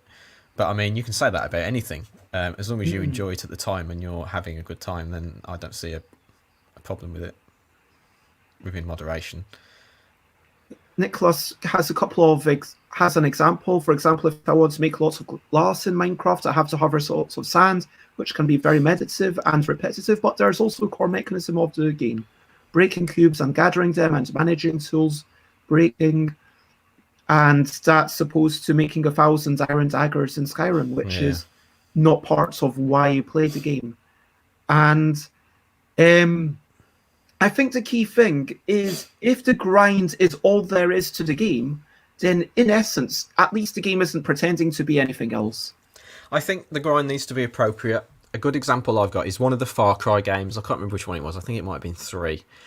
And I played 1 and 2, and I enjoyed them. You know, you go around an island shooting people, as is common for most first-person shooters. Far Cry 3, I got to the point in the game where it was like, okay, to get any better weapons and things, you've got to go around skinning rabbits to make a wallet. And it's like, I don't know, that's not why I bought a Far Cry game. I don't want to do that. And I never played it past that point. Because I thought the grind was an inappropriate thing for that style of game. Yeah, I mean, there's been like... I don't think it's appropriate for us to have an hour-long conversation about this one thing, because my mind is genuinely pondering all sorts of things. But just to acknowledge, Dakota says... definitely a topic to make a note of for future discussion. You know what? I will do that. Grind and microtransactions and morality with game design. I mean, yeah, moral game design. I mean, it's like, can things be moral and immoral art, or is it an amoral space where there is no such thing as morality? Obviously, the game itself impacts upon the environment by virtue of the physical creation of it. But with regards to the subject matter, you know, that's an extreme example. I can definitely think of plenty of games that would bring about more harm into the world, and some games, I'm thinking of I can imagine a hypothetical game that doesn't exist, but is engineered to actually... There have been, sorry to get a little bit dark, but there have been obviously propaganda games, some of which were made by Nazis, and to incite some sort of hatred and racial prejudice. But yeah, we've kind of moved a wee bit past the topic, but yeah, let's get into Flux. So apparently 2015, you fell in love with Flux. Yeah, so at the end of I went to a Comic Con for a few years, Wales Comic Con, in Wrexham, and they always had a little stall there selling games, and I was never really that interested in it. But one year at the end of, I think it was about November 2014, I was just browsing, and I thought, okay, I'm gonna investigate what this is all about. And they had lots of little games on the table, and I just saw Flux, and I saw the box, and read the description on the back, and thought, okay, this looks like it could be fun. So I bought it there, and then it sort of sat in my house for about 3 months and then not being used. And then Ray and Chris, who is now Ray's husband, came around my house, and when I wasn't feeling very well, and just looking for something to do, I grabbed Flux and played it, and we all had a good time. And since then, I was just hooked by games, and that's when Ray and I both started looking at Kickstarter and things like that. And then we went to UKGE that year, which was our first UKGE. 2015. Yeah, that was the last one in the Hilton. And Andy Looney was there, so I got to meet him, which to me was like blew my mind. I'd literally just a few weeks before played this game, and now all of a sudden the guy who created it is sitting in front of me playing a copy of the game with me, and he was talking about all the other versions of Flux and things like that. And then I went, so then we were just browsing around. I forgot what room the trade hall as it was in then. And bought a copy of Star Flux. So those are the first two games in my Flux collection, and I've got quite a few now. Shall I get them? Do you want to, so we see how many I've got? Sure. I'm expecting you to come up with like a stat. It's probably going to be like that. Hang on, they're under my bed, so give me a second. Okay. And I was actually just looking up here, because I was wondering if I'd be able to find the UK Games Expo thing, because I thought I had the pamphlets from UK Games Expo up there, but I can't see it just now. I remember that one where there was an article all about Flux. That was a good show. I think that might have been the last one when I was just a volunteer. 2016 might have been the first one where I had a table. I think you were you were volunteering at 2016 because Ray and I saw you when we came into the NEC, and then I said hello, and then you said, "I'm sorry, I can't really talk right now because I've got to give people stuff," and I was like, "Yeah, that's fine." And then I found you later at some point. I don't know if you I feel like that would have been 2017. Oh really? I'm not sure. Maybe it was. Or maybe 2018. I'm actually struggling. No, wait. 2014 I kickstarted in a bind. 2015 I had it and I was volunteering and I gave people it. 2016 I'm fairly sure I had to stand for in a bind and I was showing off Wibble plus as it was called. Sorry, this is not what the content that people want. Yeah, sorry. But yes, I think you're right. It was 2017 because I had to go and see Mark. Mark Cook? No, the other one. What was his name? Mark of Wreck and Ruin fame. Yeah. I should know this. Because he had all your copies of Wibble Plus that you were telling people to go and see him to get a copy. Right. And Dream Big, Mark at Dream Big Games. Does it say? Oh, come on, Mark! You don't have your full name on. Mark of Wreck and Ruin Games. Yeah, that dude.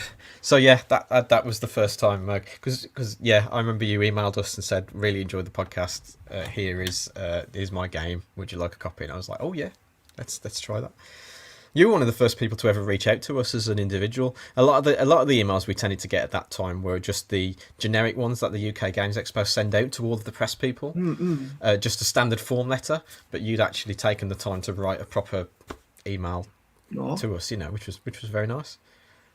no, I honestly like. Yeah, I feel like there's a conversation to be had.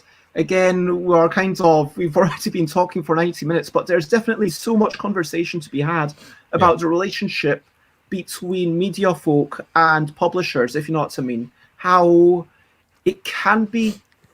It's. I was talking to Rodney Smith about this at Cannes last year. Oh my gosh, I sorry, just getting sad about conventions again. that's But right. because we had this gift swap, we arranged that I'd bring some stuff from the UK, Rodney would bring some stuff from Canada, we would swap it in France, and we would eat some sweets. And I also brought some healthy stuff, which was some Scottish oats cakes, and Rodney shared it with all the BGG people, and I just ate it all myself because I'm kind of greedy like that. But yeah, anyway, the point we had this conversation, and I said, look, this it's really at a level, you want to be friends with people, but then I think it was actually Efka and Elaine who were talking about this during one of the City of Games conventions. I think there were only two, and I don't know. Elaine can maybe, man, Elaine, I would love to have on the show at some point, or F or both. But yeah, mention something about, oh, we're already friends with one publisher and it's problematic because then you've got the bias. It's kind of oh, I brought them both. Don't worry. And bye, Nicholas. It's lovely to have you. And I just want to clarify this right now. I brought Rodney so much. There is a video. There was like this much stuff. It was oats cakes, it was Tunnix tea cakes, it was the Tunnix wafers, it was shortbread, of course. There was more than just that, I promise. There was a Okay. good selection of UK stuff. Okay, thank you. Anyway, so and lots of love to Nicholas. And my point is, when you have this relationship, we are going to be biased about the things that we review. Yeah. When I get a game for free, okay, that influences me a little bit. If I get a game for free from Inside the Box, who is already paying me money and I'm working with them for one of my future games, when I'm reviewing Alba, well, I am clearly massively biased. And, as I'm kind of in this, I don't know if it's unique position, but I can't think of anyone else who's actually designing for companies, so making some big attempt to review their stuff. I mean, I know Jamie Stegmaier does. But do you know what I mean? Like that relationship. How do you keep Yeah, yeah, that yeah. apart? And as a I mean, publisher, when I I read, oh, sorry. It's all right. I mean, I try and be as impartial as I can be. I mean, we don't do many in the sense of traditional reviews at the moment, so it's a bit easier. But I just thinking about it, it's like the relationship that I have with someone like you, for example, is a lot different to the relationship that a big, like on tabletop, would have with someone like Asmodee, for example, because of the scale of their operation. I mean, that's probably why we don't get much engagement with the big companies because we're only a small little podcast. But Hmm. but then that's fine with me because I've always preferred talking about the small independent games. That's why we back a lot of stuff on Kickstarter. That's why whenever we're at UKGE, we tend to always interview people like you because the big companies don't need all that. And at the end of the day, at sort of this level we're at, we're all helping each other out. We're sort of like the grassroots operation, if you like, of gaming. That's how I see it. So, I'm happy with the space that we occupy. I Mm-mm. wouldn't mind a few more listeners. Hint, hint, hint. Everyone watching, but I think we, for what we do, and we've made some good friends with small independent creators, and yeah, I'm happy with what we've built up over the last few years. Oh wow. You are Thanks, mate. totally on the ball. I was Cheers. just about to copy paste that, so you got there for me. Right, Thank you very much. here's my flux collection then. So we have basic flux. We have what's this? Drinking flux. We have some of the educational ones. So we've got chemistry flux, which is quite good. Keen to play the numbers one. Math flux, yes. Yes, that's the one. Star flux. Batman flux, which is quite fun. Not played. Star Trek flux. Star Trek: The Next Generation flux. Wow, I didn't even know about that one. I have Star Trek Deep Space Nine flux in a box here somewhere because it came with the Zendo. Well, I added it on with the Zendo Kickstarter that they ran last year. And I think there's one other one I've got that I don't know. So no basic flux or Monty Python. Well, that's basic flux. I don't have Monty Python. Karen's got that, and Ray has it as well, I think. So yeah, all the fluxes. I love a good flux, me. Wink, wink. We could make a custom Bez flux. Yeah, we could do that. I just missed the. Okay, I meant to jiggle and go and do that. So yeah. We shake down. Okay.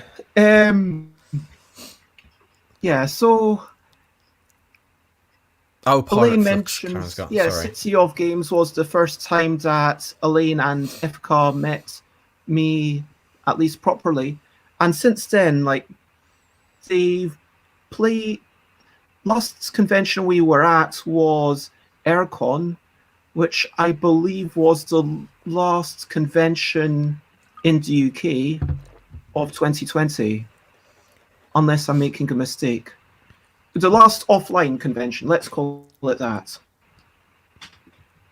Aircon. Anyway, my point is that Ifka and Elaine, I remember showing them sort of flippant rights that I designed with Sebastian Bleasdale of On the Underground and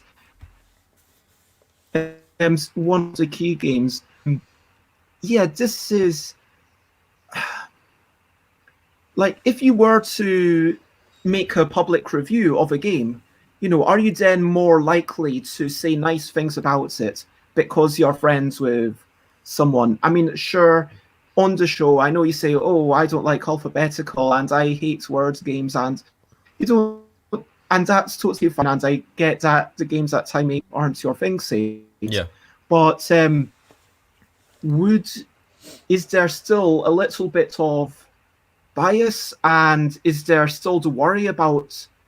But I guess that's just one of the challenges a human reluctance to tell someone that you like that a particular thing that they've done is not to your taste. You know, it's something.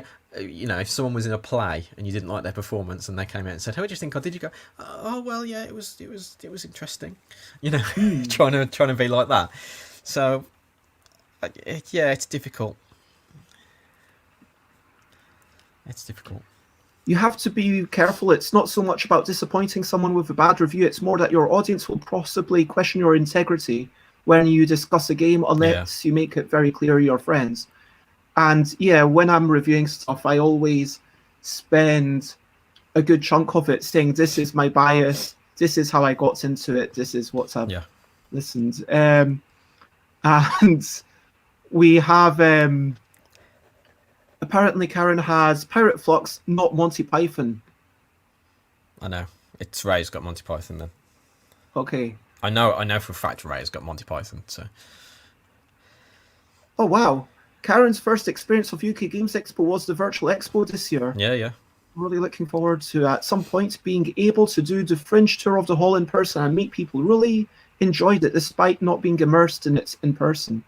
And I think that even more, like Essen, for me, like, sure, you've got halls 1 and 3 where it's the big publishers, where it's Asmodee, Gigamic, because yeah, they are big. Obviously, I'm biased towards them, but you know, they did have like a big, really thing. I think it was in 2017 when Yogi came out, since like there was a big cube up, and they've got like a big physical wrestling ring, and it's amazing. And then you've got people who've got an actual bus, and people who've got like little vans. But then in hall maybe 7, 8, 9, even 5, you've got like the smaller publishers, and then you wander around, and then you see, okay, what's going on here, and that's quite interesting. And yeah, but that's the thing, Sate. You probably wouldn't spread a thing or, yeah, I'm not actually that keen for you to tell everybody why. I mean, like, you can talk about Invisible, I guess, because I hear you might like that one. But in all seriousness, also from a publisher's point of view of who do you reach out to? Like, if you're a bigger person, you're going to just be sending stuff to generally bigger folk. From a commercial point of view, it does come down to a cost analysis. And I hate bringing this up but I find it strange when if there's a prominent person who says, I don't watch reviews or read reviews or listen to reviews of my own games because I don't want to become biased about who I send stuff to. And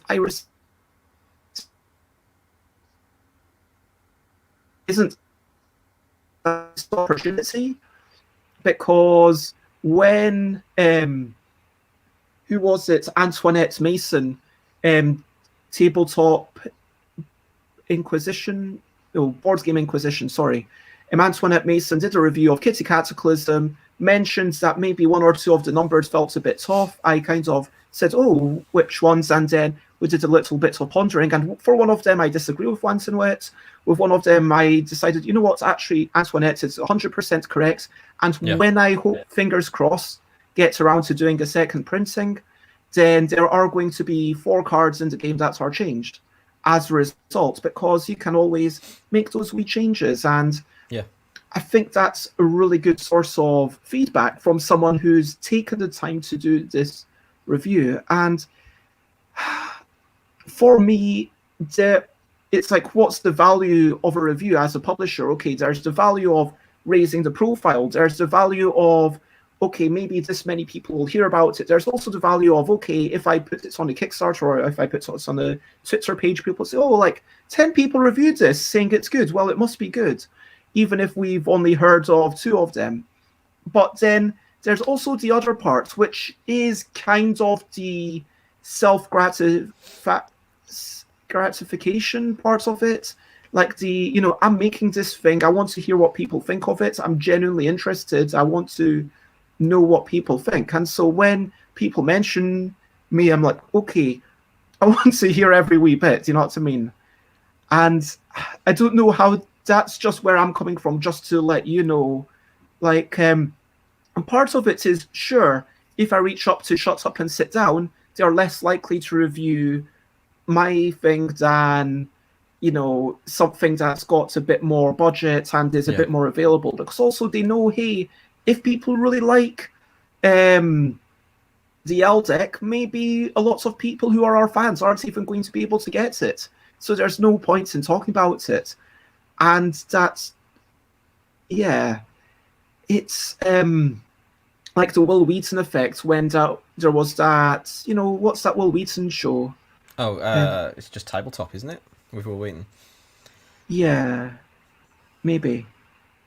And Elaine, you definitely spoke about it on it's on a Kickstarter thing, and I might have just been FK at the time. It was ages ago. But yeah. Oh, and that, it's like you always have to put anything behind the notes of bias. But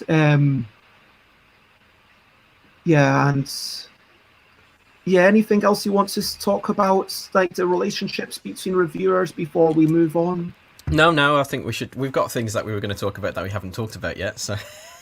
Yeah, sorry about that. We were going to get in... Yeah, blimey. So, I need to be a bit more stringent with this. So let's get into gaming and mental health. Okay. So you mentioned flux. You said that. How has it impacted your mental health? Let's just go with that. Well, I should give context first. Let people understand my history of mental illness. So let's go back to when I was at university. So we're talking 99. Hmm. That was the first. So I generally through my teens I was always an anxious lad, shall we say. I got bullied at school, which didn't help the situation. But I went to university with one of my best friends, and actually two of my best friends now. And the first time I had any kind of issue was actually it was while I was at university, but it wasn't related to university. I went paintballing with some friends, and I was really nervous. And then when we got there, I had horrendous stomach problems, and I didn't get to play any games because every single time I went out into the forest to play a game, I'd have to come back because I needed to go to the toilet. So at the end, I just stayed there. So I literally did nothing all day except sit on the toilet. And that was the sort of start of a period of a few years where my anxiety would cause me quite severe stomach issues, and it was affecting my ability to do things. I didn't have an episode for a while after that, but then we went to Alton Towers, and I had to I was picking people up in my car, and we had to sort of like wander around town before finding a pharmacy or something that was open so I could take some tablets to stop my stomach because it was really, really bad. And then it got to a stage where even when I was going to work, I would have to take an Imodium or two first thing in the morning because I was anxious about having a bad stomach in the journey on the way to work. And then if I was at work doing something and then I had a bad stomach, what would happen? So I sort of got stuck into a vicious circle. And then that eventually got to the stage where in like 2005, I had my first depressive episode. Went to see my GP, referred me to the local CPN nurses, and they prescribed fluoxetine, which is Prozac. So I started taking Prozac on, I think, the Friday. By the Thursday, I hadn't eaten or slept in 3 days. So they immediately took me off that and put me on citalopram, which I coped with a lot better. And I think I was on that for about 2 years. And at that time, I also started seeing a private therapist, a guy called Dave, who I saw on and off for mostly on, for about 15 years. And he became a very good friend of mine as well as being a therapist, because as you can imagine, it's quite a close relationship that you have with a therapist and you share a lot of stuff. And he actually retired a few years ago, and I kept seeing him in an unofficial capacity after he retired. So we became even more friends after that, because obviously, as you can imagine, without the restrictions of the patient-client thing, he was able to tell me a bit more things about his life and stuff like that. So it became quite a good relationship. So I started seeing him in 2005, and he helped me a lot. Got me through a lot of things, and actually helped me a lot with applying for the job I've got now. And I credit his help and preparation, the stuff he helped me prepare with mentally to get this job that I'm in. So I'm grateful to him for that. Things were generally okay. I was still having little nervous twitches and things like that, but in general I was okay. And then at the end of 2014, beginning of 2015, some stuff happened in my life that caused it to happen again. But that was more of a sort of anxiety led thing than depressive, but it's all muddled together, so they're very interrelated. So at that point I went back to see the doctor, and they put me back on citalopram, referred me back to the nurses, and I did a therapy called EMDR, which I don't know if you're familiar with, which is eye movement. So I can't remember what they stand for, but it's basically what it does is it's a therapy designed to mimic the way your brain processes information while you're asleep. And what the therapist will do is they'll ask you to think about what's giving you distressful issues at the moment. You'll do this thing, and the way the therapist always did it is they had like a bar of light, and the light would travel, sort of like Kit from Knight Rider, and you follow it with your eyes, and it sort of makes your brain reprogram the things that you're thinking about. And then they'll do that for like a couple of minutes, and then they'll say, right, what are you thinking about now? And you'll do it for another couple of minutes, and then keep repeating it. And what came out of that was that there are certain things that were happening in my life at the moment that I was relating back to situations where I got bullied at school.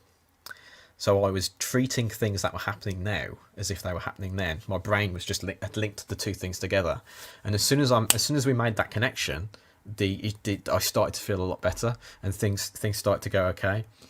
And I was on the citalopram for another couple of years, but then I came off them, and I was fine. Then in 2018, New Year's Eve, I was perfectly fine. I woke up New Year's Day, and I was having a major panic attack.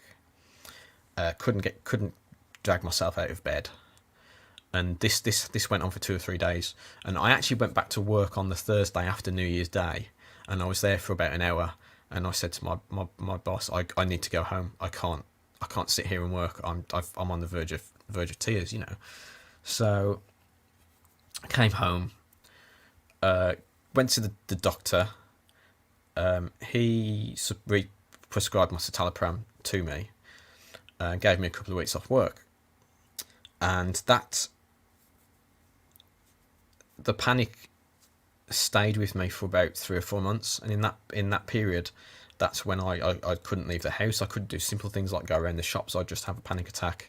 I would just be lying in bed for 12 hours a day, bawling my eyes out or whatever, you know. So, and so at that point, I did CBT, cognitive behavioural therapy, and I was on the waiting list for a while, but I got in, and I did 6 light intensity sessions with a guy who was really nice, who was just training, you know, but he was lovely. And then at the end of it, he said, well, I think we've done all we can here. I think you need to go to the high intensity session. So I did another few sessions, probably about 10, 15 sessions with a nice young lady who, you know, we went through a lot of theory and then trying to put things into practice.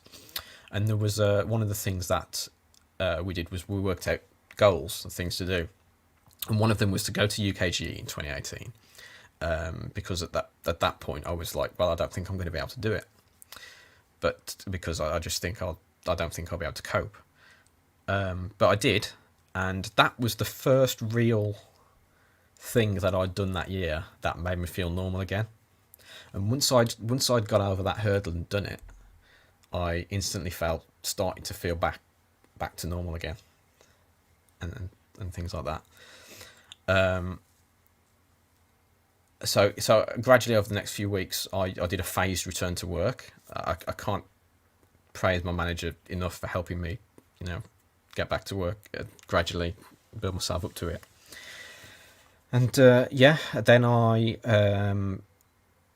that got me to the end of 2018, beginning of 2019.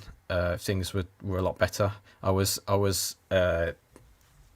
very hesitant for New Year's Day again to see what would happen because of what happened in New Year's Day in 2018, but actually it was all right. And not long after that, I started doing social things again with people. Went to some board game evenings at work. That's how I sort of know Karen through work. Asked Karen out, which I would never have done before, and that went well. And things were going all right. And then in September, I got a phone call from Dave's son saying he'd been taken to hospital, which was a shock, obviously. And then he passed away not long after. So after seeing Dave for 14 years, I went to visit him in hospital before he died. So that was good. I got to say goodbye to him, but yeah, he passed away. So I've not been in therapy since then, officially or unofficially. But I think at the moment things are going all right. Obviously, the last 12 months have been difficult. Not so much from an anxiety point of view, but from a just general mood, depressive point of view. But yeah, that's basically my history of mental health in a nutshell, I think. No, thank you very much for sharing. I know a few people suggested putting it on pause for another day. Of course, you are welcome to come on another day, but Yeah, if you're yeah, yeah. mentally prepared to No, talk it's fine. about it I'm now perfectly and happy to keep talk on about it. going, then we can. And for anyone who has to go, I do keep these videos up on YouTube and can watch it later on.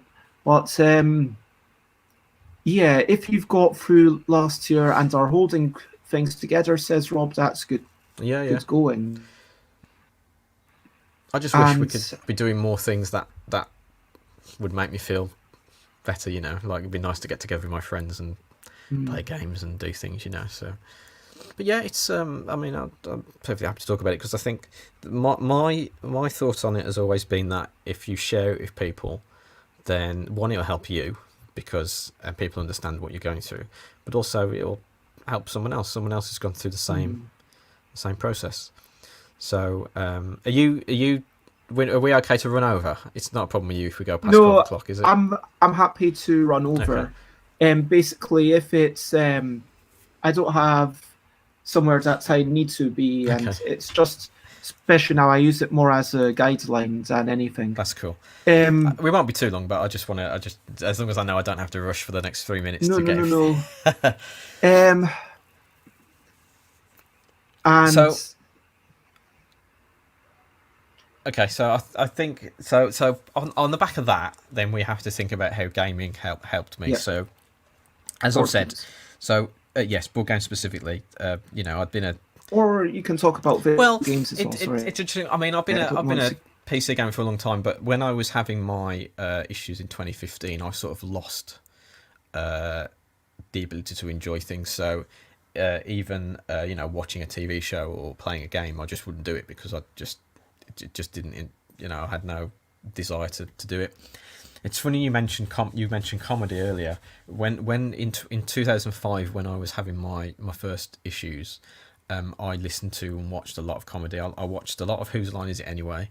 I listened to a lot of Just a Minute on Radio 4 because I found that kind of thing good for distracting me, and the sound of people laughing helps a lot. There's obviously a psychological thing there that I don't know enough about, but yeah, I found it quite helpful.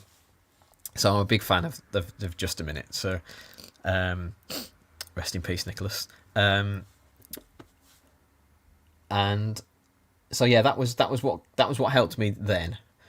In 2015, I struggled with that a bit, but then as I say, I had this copy of Flux.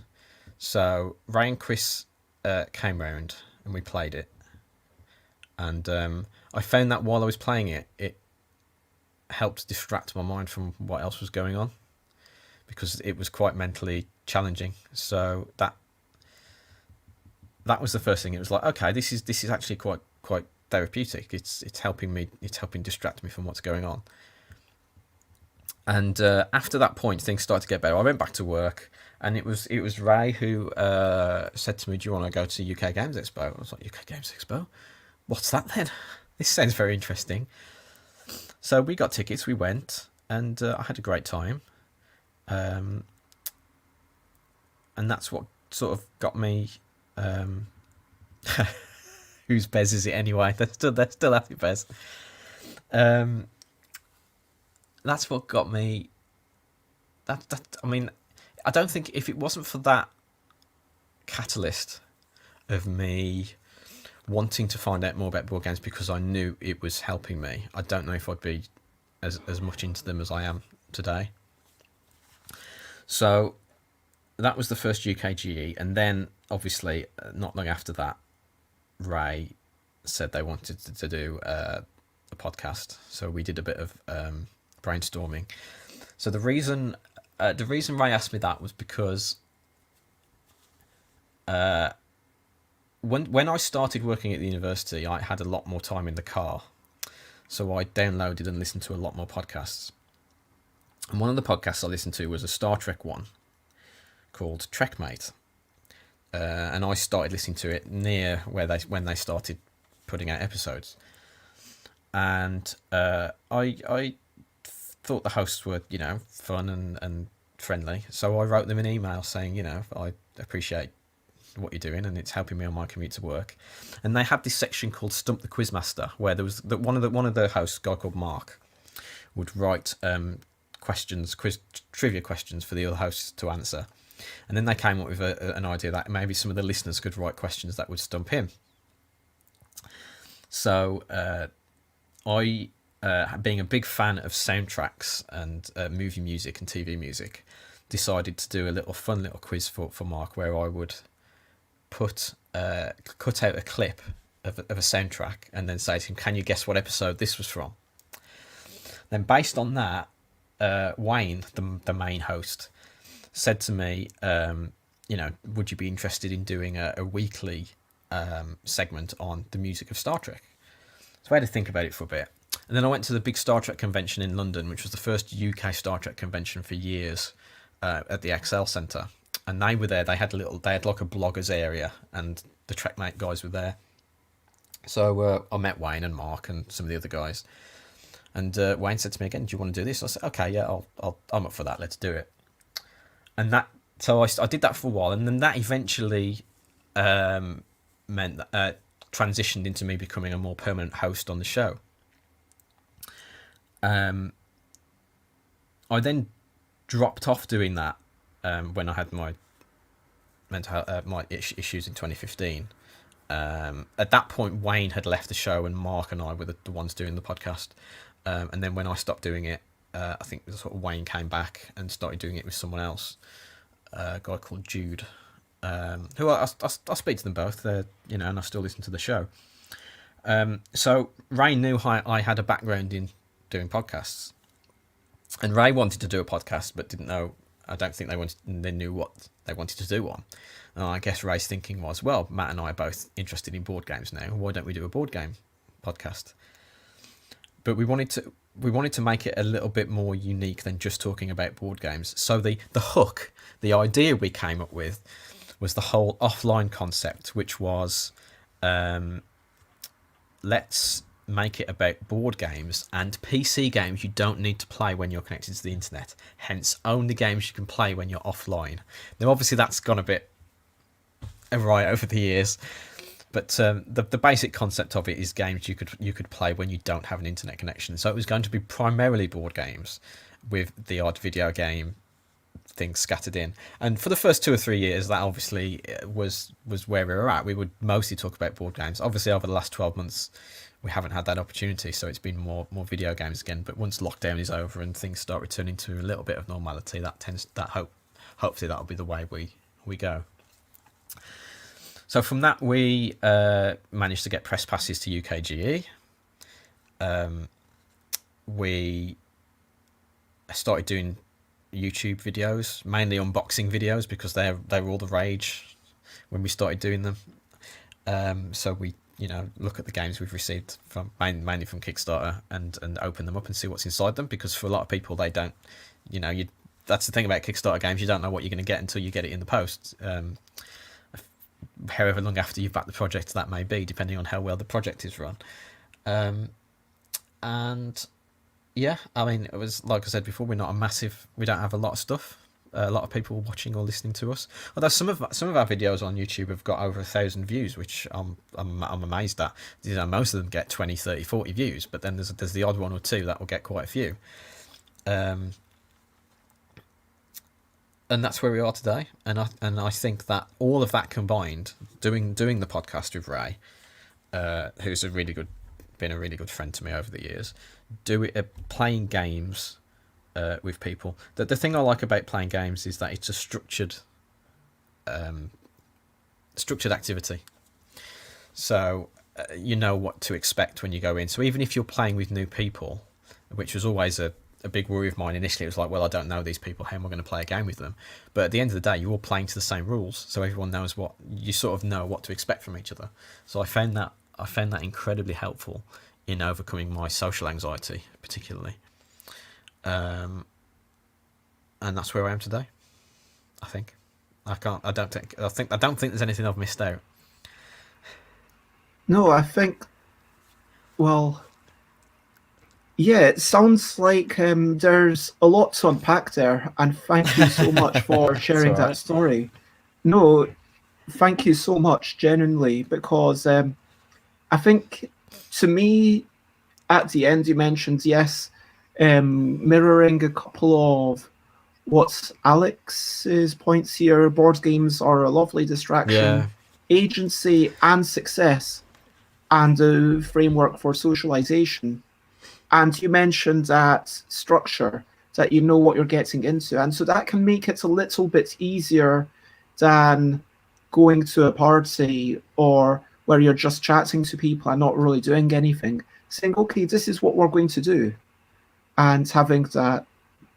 And um, yeah, Rob mentions that, but you're kind of very much to help with the anxiety, having that structure. He talks about, I'm not going to reiterate it, but one bit that all that stood out to me is the support network.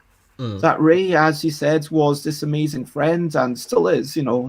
It's not as if Ray's gone anywhere, Yeah. Yeah. and or as if you split up as friends. But yeah, having someone who's ready to pull you into a little bit of something else and having that work.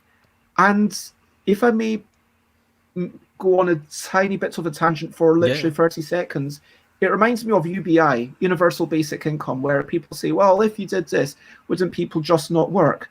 And the notion of it's sort of work that has intrinsic motivation when we get into like intrinsic versus extrinsic, that it is the thing that you're doing itself that brings about the joy of feeling like you're useful, like you're doing something with other people. And it sounds like the whole podcasting was, so it sounds like it wasn't really just board games.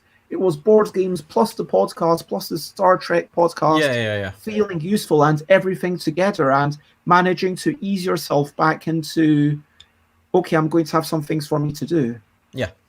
Yeah. Definitely. And I've met a lot of people who I would now call friends through the podcasting and board gaming. So it's helped me immensely. Hmm. Um. Well, I think that seems like a good. Do you have, if anyone has any quick questions about the mental health? I mean, Yeah. Yeah. Let's I, do an I don't AMA. Ask me anything. Go on. I don't feel like there's much to kind of talk about. Like, I would love to have you on at some points in for. So I know like Saturday's the one day for you. Like, Yeah. can Well, maybe I've got some. I'll let you know when my holidays are as well. So what when good, I'm at home in the week. So but when like I'm at home in the week, like I'm not at home in the week anyway. You know what I mean? I know what you mean. Like when you're free in the morning, Yeah. but no. To go a bit more into, but I feel like we've actually pretty much covered it. But the only thing I would ask you is if someone out there is watching and are having a really difficult time, I'm not saying that you are a mental health professional or anything. Obviously, do seek other help. There Yeah. are people to call. But what advice would you give people who are going through Just try and find an activity that times and feeling like the world's getting touch? yeah, try and find an activity that you can lash onto. I find that, as I say, that's what I found with board games. That might not, that might be different for everyone. Something that will help distract you. Distraction is an important thing when you're talking about mental health. So that would be the number one thing I would say. Just try and find something, no matter what it is, that will help you. And if you're having trouble sleeping, for example, there's lots of things on YouTube you can use to help with that. I listen to a lot of like sleep stories and things like that to help me get sleep in an evening. So they help again. I one of the problems I have is I can't shut this off. So things go through my brain constantly. Like last night when I knew I was doing this, I was thinking about what I was going to say about the mental health stuff and things like that. So I was sort of planning it beforehand. And sometimes you just want to switch off. So, I'll listen to the odd sleep story that involves me getting on a train somewhere or something like that, just to give myself some new mental images to think about and help me drift off to sleep. So I find that kind of thing very useful as well. Yeah, I know what you mean about. I like to sometimes, if I'm having trouble late at night, focus on a podcast and Yeah. let it be half an hour before, like, puts a timer for half an hour or 45 minutes, and hopefully by the end of that, I will have fallen Yeah. asleep. And if it's a difficult night after that, if I'm really not asleep, I'll just kind of, okay, after 45 minutes, I'll give up. And It's always weird to me when someone, I think at least one person said to me, I've fallen asleep listening to you. And I'm like, oh, okay. I don't know if that's good or bad. uh, um, I wanted to share a few links. Um, Firstly, you can, in case of troubles, so firstly, you can call Samaritans on that number that I just posted, Yep. 116123. This is for people within, and I'm just going to copy a thing that I just found on Google. Again, this is just for the UK. If you're based in Germany or USA, I hope maybe, or anywhere else, like, do look up for people to reach out to. Hopefully you have other people if you've got anything that, yeah, you need to say to someone. Yeah, I think that's good advice. Yeah. And I think, let's finish up. Obviously, we're not coming here to say anyone's perfect. And for the record, I do have some depressive states. Like, in one of my songs, which you may or may not have heard, I mentioned in it fleetingly in the line, and I have slept for 20 hours. And I kind of say that facetiously, but when I was the first time, as I was at university, and programming does depress me. It's like one of the things that does contribute to that. And I'm glad that there's people who enjoy programming, Yeah. because that's what makes. I find it something I can get stuck into. So, Yeah, I find it just like I'm constantly worried about making a mistake, and then it makes me anxious. But I don't know. I'm always missing semicolons out. It's fine. I had one time when I spent 2 days trying to find a bug, and then I found that I'd named one variable two different things. It was exactly the same thing, except one time it was a capital F, Capital one F, time yeah, it yeah. was a lowercase f. Oh, I've been And I there. think this was C++, so case mattered, of course. And yeah, it was. But yeah, I mean, I'm not going to talk. You can hear from me all the time. Matt, as we finish up, podcasting is such a big part of your life. Do you have any things that you want to say, firstly, about podcasting in general, and secondly, about the future of your show? And yeah, it sounds like originally you're just doing it for fun, but like, Yeah, yeah. why are you carrying on doing it? And That's the only reason really we enjoy it. I don't enjoy the editing so much, but it's interesting. But no, that's the reason we do it. And also, I feel like this year, we've hit 5 years now. Well, over 5 years. So we made a few small changes last year. So did the new artwork which I had done, which I really like, the little pictures of me and Ray playing games like pixel art. So I've gone through a little bit of a rebranding because the artwork we had been using was just something I knocked up in 5 minutes like 6 years ago. So I thought it was time for something else. Mm-hmm. And we've also got new intro music coming soon as well. It's the same tune, but I asked someone to make a sort of 16-bit remix version of it as well. So it'll sound now like it's coming from a Mega Drive.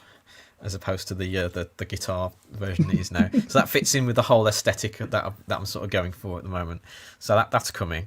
But yeah, we'll just carry on as we are. I think there's no real major changes coming. Neither of us is leaving, as far as I know. So we're just gonna crack on.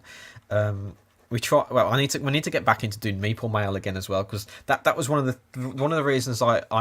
So for those who don't listen to Meeple Mail was a sort of in between episode format that I came up with, where we get all these emails in our Gmail account for press releases and things that we don't really talk about. So just a nice place for us to sort of like a mini news sort of show, to talk about the things that people are emailing us. But we sort of dropped off on that, so we need to start doing that again. Because one thing I realised that we if we're supposed to be doing one episode a month, and we're that means 12 a year, we haven't hit that. Because we're only just coming up to episode 60 now, where we should have been doing episode 60 about 6 months ago. So we need to get our episode count back up.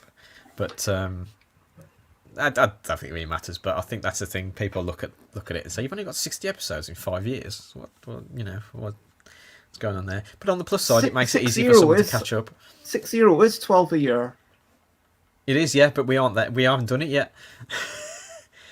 We should have hit 60 in August, but we haven't. So we're about... No, that's right. No, you're exactly right. What number are you on? 59. Okay. So we're on 59, and we're 6 months after we should have hit 60. So okay. Yeah. I know. So you're really basically 11 shows a year. So these questions I don't mind rushing through, because they're not quite as, sensitive, let's put it that way. But quickly, what is a podcast for you? So for me, it is a online audio show, whatever that content it may be, that is released, and people download it and listen to it. That's basically what it is. There's the technical specifications of what makes a podcast, which I could go into, but RSS feeds and all that kind of thing. But to me, it's a radio show that someone can listen to, and if they want to, download and take it on the go with them. There you go.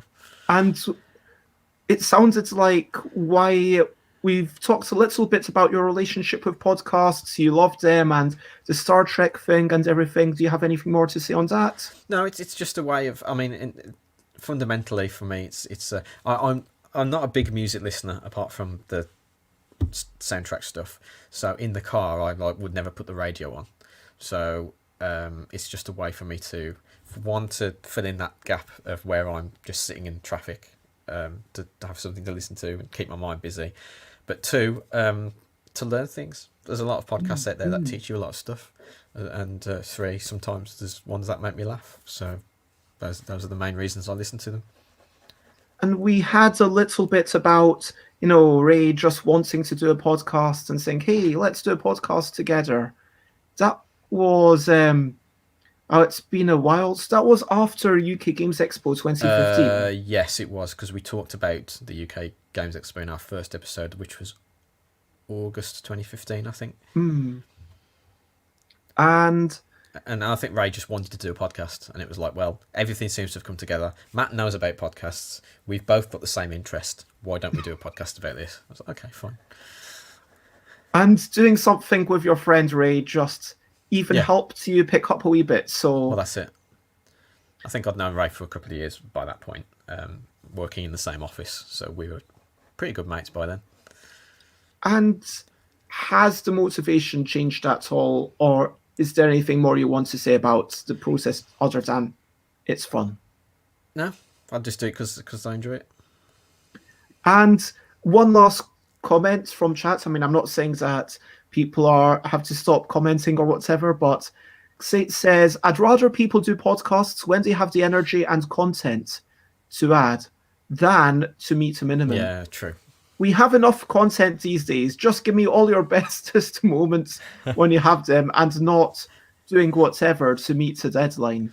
We initially decided to do monthly because we didn't think we'd be able to carry off a weekly show. and I think that was a good decision. I mean, everyone has to do. I don't know how you do this every day, Bez. I do not know. If I were not doing this every day, I would be struggling more than I am. I'm Fair going to enough. just put it that way. Yeah. It This gives you a reason to get up in the morning. that is a big part of it. That is honestly a I know what you mean. blimmin' big part of it. It's yeah, I'm just going to leave it at that. No, that's fine. And honestly, like, I think a lot of people will relate to that statement. I think that's all you need to say. yeah. So this has been a show. I actually need to ask on that board game reviewer and things. Something about YouTube confused me because I was trying to find one of my old shows, and then I scrolled down YouTube, and then it loaded more, and then I scrolled through another 30 shows, and it loaded more, and so forth.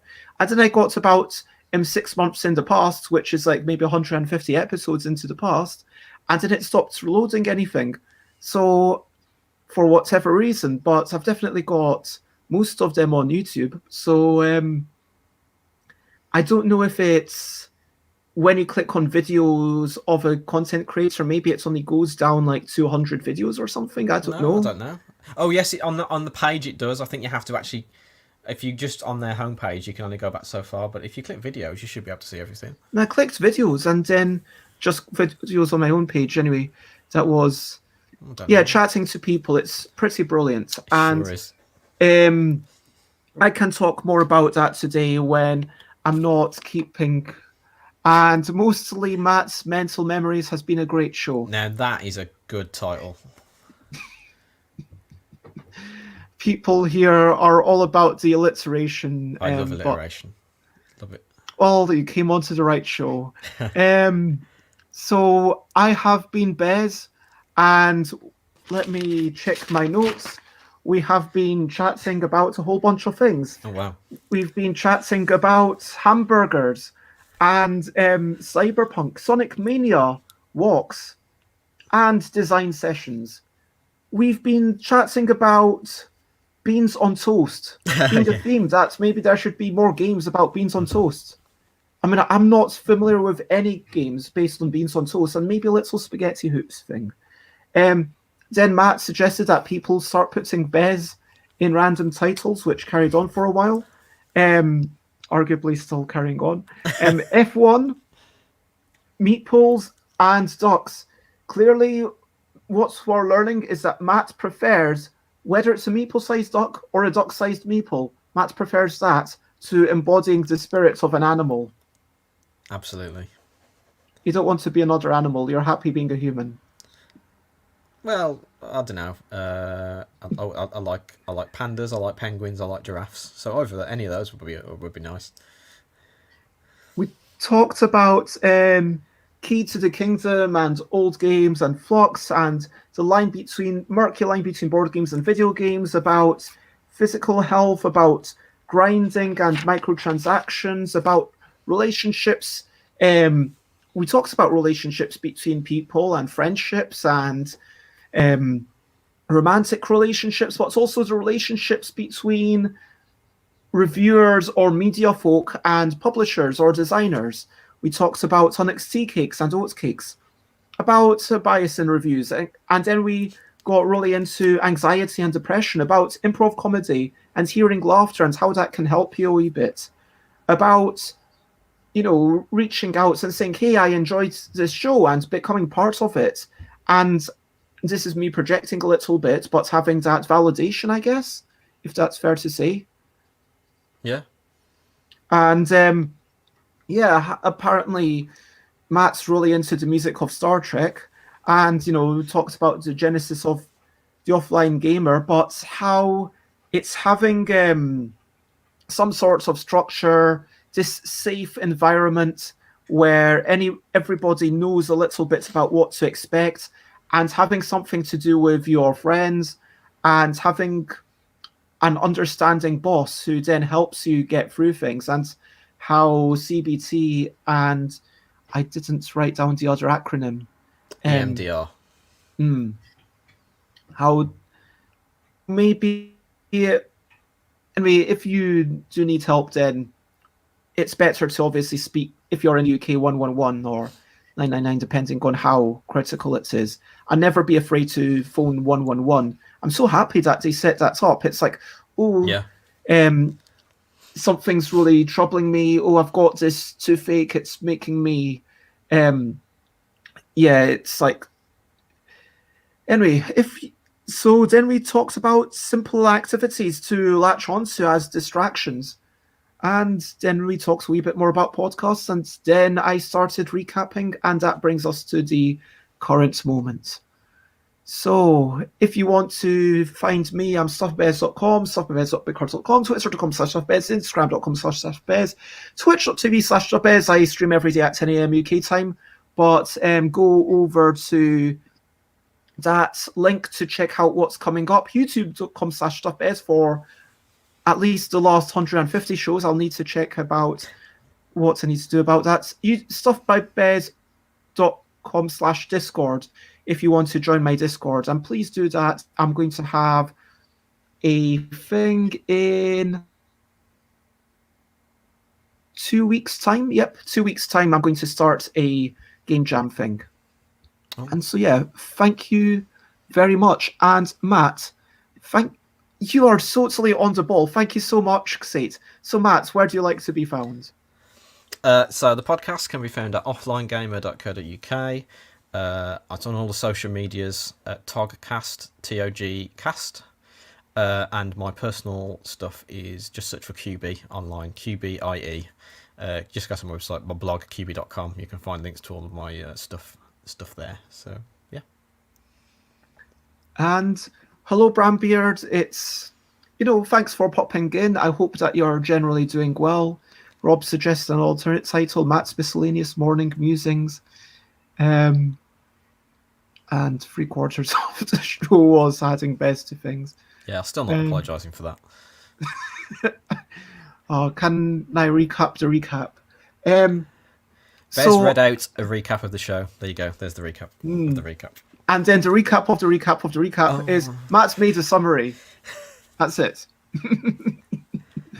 Okay, so that is genuinely the end. And now we get to the proper end, which is the final question that I invite everyone to answer, whether you're watching live or whether you're watching on YouTube.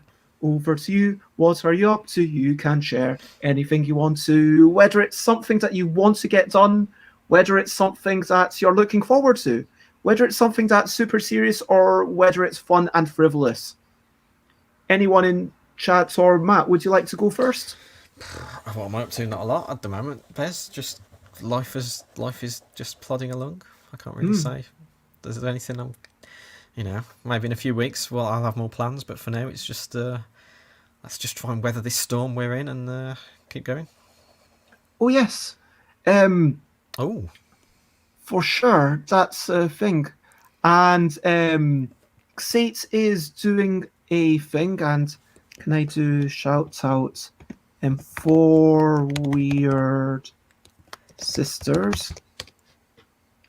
So yep.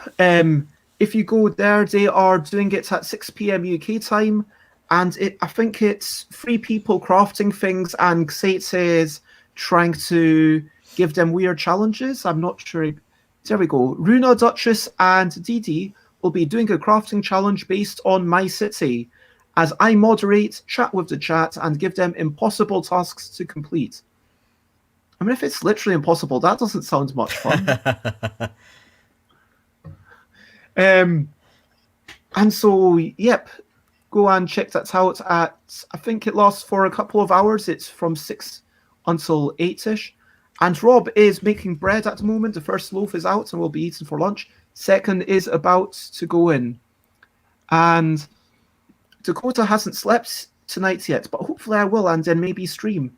There's a mixed martial arts event tonight, so I might watch that. And I am going to try and do the things that I said I would do yesterday. So basically, Kickstarter update, sending out email, catching up with Twitter. I've got like I'm going to do it in that order. That seems a reasonable thing. I've also got a couple of, and then I'm going to have a chat with Jason, and then I'm looking forward to sitting around a table, hopefully with my people in this house, family, whether that's playing a game that I don't particularly enjoy or playing a game that I do enjoy.